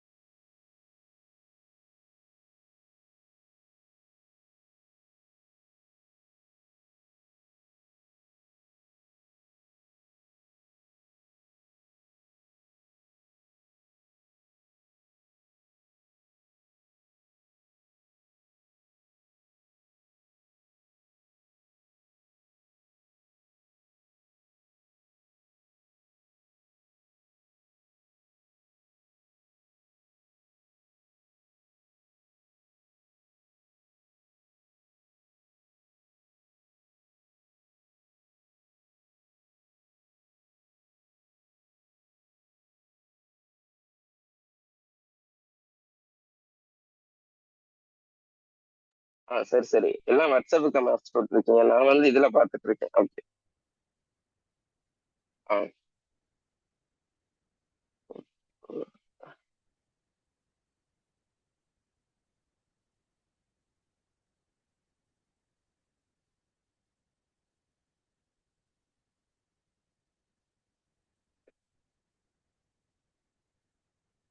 இப்ப நான் ஏன் கேட்டேன் தெரியுமா? இது ஒரு கேட்டதுக்கு ஒரு ரீசன் இருக்கு. எல்லாம் போட்டிருக்கீங்க. அல்லது யார பேரை சொல்லல. 23 போட்டிருக்கீங்க, 32 போட்டிருக்கீங்க, 48 போட்டிருக்கீங்க. அந்த 23 எடுத்ததுதான் குறையல் வெப்பமே. 40 இருக்கு, நிறைய இருக்குது. இந்த மார்க்ஸ் எல்லாம் கணக்கே எடுக்காதீங்க சரியா? மார்க்ஸ்ன்றது விஷயமே இல்லை, கணக்கே எடுக்காதீங்க. சிம்பிளா பல்ல கடிச்சிட்டு ஒன்றை மட்டும் பாருங்க சரியா? ஒன்றை மட்டும் பாருங்க, உன பாட்டுக்கு என்ன செய்ய படிச்சுட்டு போங்க. இப்ப நான் சொல்றதை கேட்டு படிச்சுட்டு போவோம். கிளாஸ் டைம்ல சில விஷயம் சொல்லுவேன், இப்படிதான் படிக்கணும். அதை கேட்டு படிச்சுட்டு போவோம். அதை மட்டும் நீங்க செஞ்சீங்கன்னா போதும். இது அவ்வளவுமே மாறும். நான் கொடுக்குற 100% நீங்களும் கொடுத்தீங்கன்னா மாறும். இப்ப டேர்ம் எக்ஸாம்ஸ் எல்லாம் இடையில வரும், அதுல வர மார்க்ஸ் எல்லாம் கணக்கு எடுக்காதீங்க. உங்களுக்கு யாரும் பேரண்ட்ஸ் பேசினாங்கன்னா உங்களை எடுத்து சேரோட கதைகள்னு சொல்லுங்க, நான் அவங்களுக்கு விளங்கப்படுத்துறேன். ஆனா அவங்கள்ட்ட கேட்பேன், நீங்க வீட்டுல படிக்கிறீங்களான்றது. நான் இப்ப உங்களுக்கு சொல்ற விஷயம் உங்களோட 100% கொடுத்து உங்களோட ப்ரொசஸை ஸ்டார்ட் பண்ணுங்க. படிக்கிற ப்ரொசஸை ஸ்டார்ட் பண்ணுங்க. ரிசல்ட் ஃபைனல்ல தான் வரும். ஏன்னா உங்களுக்கும் எனக்கும் தான் தெரியும் என்னது, ஃபுல் சிலபஸும் கவர் பண்ணாதான் டேர்ம் எக்ஸாம் செய்யலாம். இனி வார டேர்ம் எக்ஸாம் எல்லாம் fifth term exam, fourth term எக்ஸாம்கள். அப்ப அதுல நாங்க இப்ப பேசிக் படிச்சுட்டு இருக்கும் போது அதுல மார்க்ஸ் ஸ்கோர் பண்ணலாம். அது அப்ப பேரண்ட்ஸ் நம்ம மேல அக்கறையில கேட்பாங்க, என்ன இதுக்கு இந்த கிளாஸ் விட்டு உனக்கு மார்க்ஸ் வரலையான்னு கேட்டு அப்படின்னா நம்பிக்கையிலான கேளுங்க. அப்படின்னா அம்மாவை அப்போ சொல்லுங்க, உனக்கு வந்து எக்ஸ்பிளைன் பண்றேன், இப்படித்தான் இவங்க சிலபஸ் முடிச்சா தான் வருது, நீங்க ஒரு விஷயத்த மட்டும் பாத்துக்கோங்க, பிள்ளைகள் படிக்கிறாங்களான்றதை மட்டும் பாத்துக்கோங்க, நான் உங்களுக்கு விளங்கப்படுத்திட்டு விட்டுருவேன் சரியா? அப்ப பேரண்ட்ஸ் சொன்னாலும் சொல்லுங்க. அப்ப உங்களுக்கும் சொல்றேன், அதுல டிமோட்டிவேட் ஆகாது. இப்ப அடுத்த எக்ஸாம் வந்தாலும் எனக்கு தெரிஞ்சு உங்களுக்கு இதே மார்க்ஸ் தான் வரும். நாங்க அந்த நிலமும் அந்த லெவல்ல இருப்போம்னு இல்லாது. நாங்க 7 மாசத்துலதான் இப்ப உங்களோட நாலேஜ் மாற போகுது சரியா? 7 மாசத்துலதான் உங்களோட நாலேஜ் மாறும். 7 மாசம் அந்த முடிச்ச பிறகு சரியா? 6 மாசம், 7 மாசம் சரியா? 7 மாசம், 8வது மாசம் கொஞ்சம் பேப்பர் செய்ய முடியக்கூடிய மாதிரி தான் இருக்கும். அப்ப அந்த 7 மாசம் முடிச்ச பிறகுதான் என்ன செய்யும், அதை ஏன்ற நிலைக்கு மாறுவீங்க. ஆனா எக்ஸாம் எப்ப நடக்கும், டேர்ம் எக்ஸாம் எல்லாம் இப்ப இந்த கால பகுதியில தான் எக்ஸாம் நடக்கும். அப்ப அதுக்கு மார்க்ஸ் வருமானு கேட்டா இதே மார்க்ஸ் தான் வரும், இதை விட குறையிறோ தெரியும். அப்ப அதை நினைச்சு டிமோட்டிவேட் ஆகாதீங்க. பேரண்ட்ஸ் சொன்னாலும் ஃபர்ஸ்ட் நீங்க விளங்கப்படுத்துங்க, அம்மா இப்பதான் ஸ்டார்ட் பண்ணிருக்கேன், என் மேல இல்லையே நம்புங்க, நான் ஒழுங்கா படிக்கணும். நீங்க வீட்டுல படிக்கணும், அதுக்கு ஒண்ணு படிக்காம விடுறது இல்லை. வீட்டுல ஒழுங்கா படிக்கணும். அம்மா அப்பாவுக்கு சொல்லுங்க, இப்படித்தான் நான் படிக்காம விட்டது பிள்ளைதான், நான் இனிமே இது பண்ணி இப்ப 7 மாசத்துல என்னால ஃபைனல்ல ரிசல்ட்ஸ் எடுக்க முடியும், எனக்கு டைம் தாங்க, ஏஎல் ரிசல்ட்ஸ் வந்து உங்களுக்கு நல்லதா தான் வரும்ன்றதை சொல்லி விளங்கப்படுத்துங்க. அப்படி கேட்காட்டி இல்ல சொல்லுங்க, நான் விளங்கப்படுத்துறேன். அவங்களும் ஒரு அக்கறையில தான் கேட்கிறது அப்படின்லாம் சொல்றேன். அதே மாதிரி நீங்களும் டிமோட்டிவேட் ஆகாதீங்க. 100% இனிமே சரி கொடுக்க ஸ்டார்ட் பண்ணுங்க. இனிமே சரி ஒரு நாள் படிச்சு கொடுக்க ஸ்டார்ட் பண்ணுங்க. எந்த பாடம்னு இல்ல, எல்லா பாடமும் இனிமே சரி என்ன செய்யுங்க, படிக்க ஸ்டார்ட் பண்ணுங்க. சரியா? இனிமே ஒழுங்கா படிக்க ஸ்டார்ட் பண்ணீங்கன்னா எனக்கு எல்லாமே ஓகே.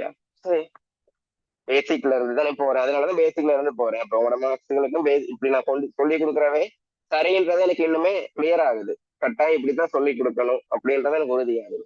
அப்ப அதனால ஒரி பண்ணிக்காதீங்க, எல்லாம் ஓகே ஆகும். சரி, நல்லா ரிசல்ட்ஸ் எடுக்கலாம்.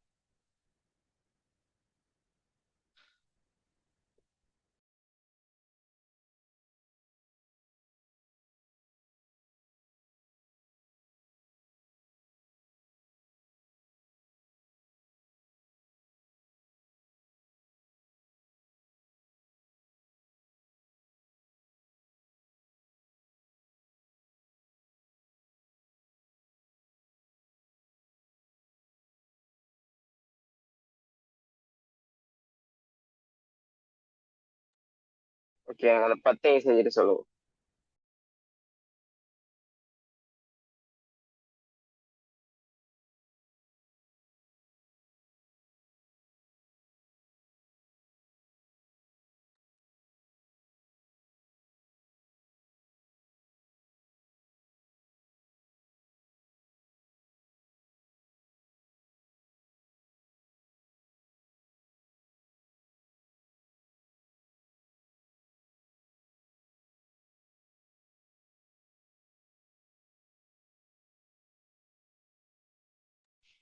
சரி, இல்லைங்க, நான் நேரத்துக்கு ஸ்டார்ட் பண்ணனால வேணும் நேரத்துக்கு முடிக்கிறேன். இப்படியே இருந்தா எல்லாரும் என்ன செய்யணும், அந்த பொறுமையா அந்த 10 செய்யும். அடுத்த 5 செய்ய விளக்கிட்டீங்கன்னா அது கூடையா போயிடும், உங்களுக்கு ஓவர்லோட் ஆகிரும். 10 என்ன செய்யும், பொறுமையை வச்சு செய்யணும். நான் சொன்ன வேலை மைண்டை கிளியர் பண்ணிக்கோங்க. நான் சொன்ன வேலை இப்படித்தான் வெளியே போகும் வரும்ன்றதை யோசிச்சு செஞ்சு வைங்க.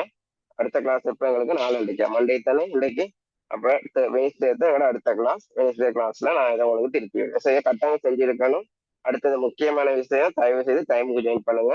இன்னைக்கு உங்களுக்கு பேசணுன்றதுக்காக டைம் போட்டேன். அடுத்தது கொஞ்சம் ஏழி எடுத்து இது பண்ணுவோன்னு. பட் நீங்க என்ன செய்யலைன்னா லேட்டா ஜாயின் பண்ணிட்டீங்க. சரியா? அப்ப உங்களோட மேக்சிமம் இதை நீங்க 10 செய்யுங்க. செஞ்ச பிறகு நான் அடுத்த கிளாஸ் உங்களுக்கு திருப்பி வரும். ஒரு ஆள் தான் ஃபினிஷ்ல போட்டிருக்காரு, மத்த யாரும் இன்னும் செய்யல போல. அதனால நீங்க எல்லாம் செஞ்சு வைங்களேன். அடுத்த கிளாஸ் நாம திருத்தோம். சரி, நேரத்துக்கு ஸ்டார்ட் பண்ணலாம், நேரத்துக்கு முடிக்கிறேன். அதர்வைஸ் 8 மணில இருந்து 10 மணி வரைக்கும் கிளாஸ் இருக்கும். 7:55 ஜாயின் பண்ண ஸ்டார்ட் பண்ணிடுங்க. தயவு செய்து திருப்பி சொல்ல நேரத்துக்கு ஜாயின் பண்ணுங்க. Okay, good night. Good night.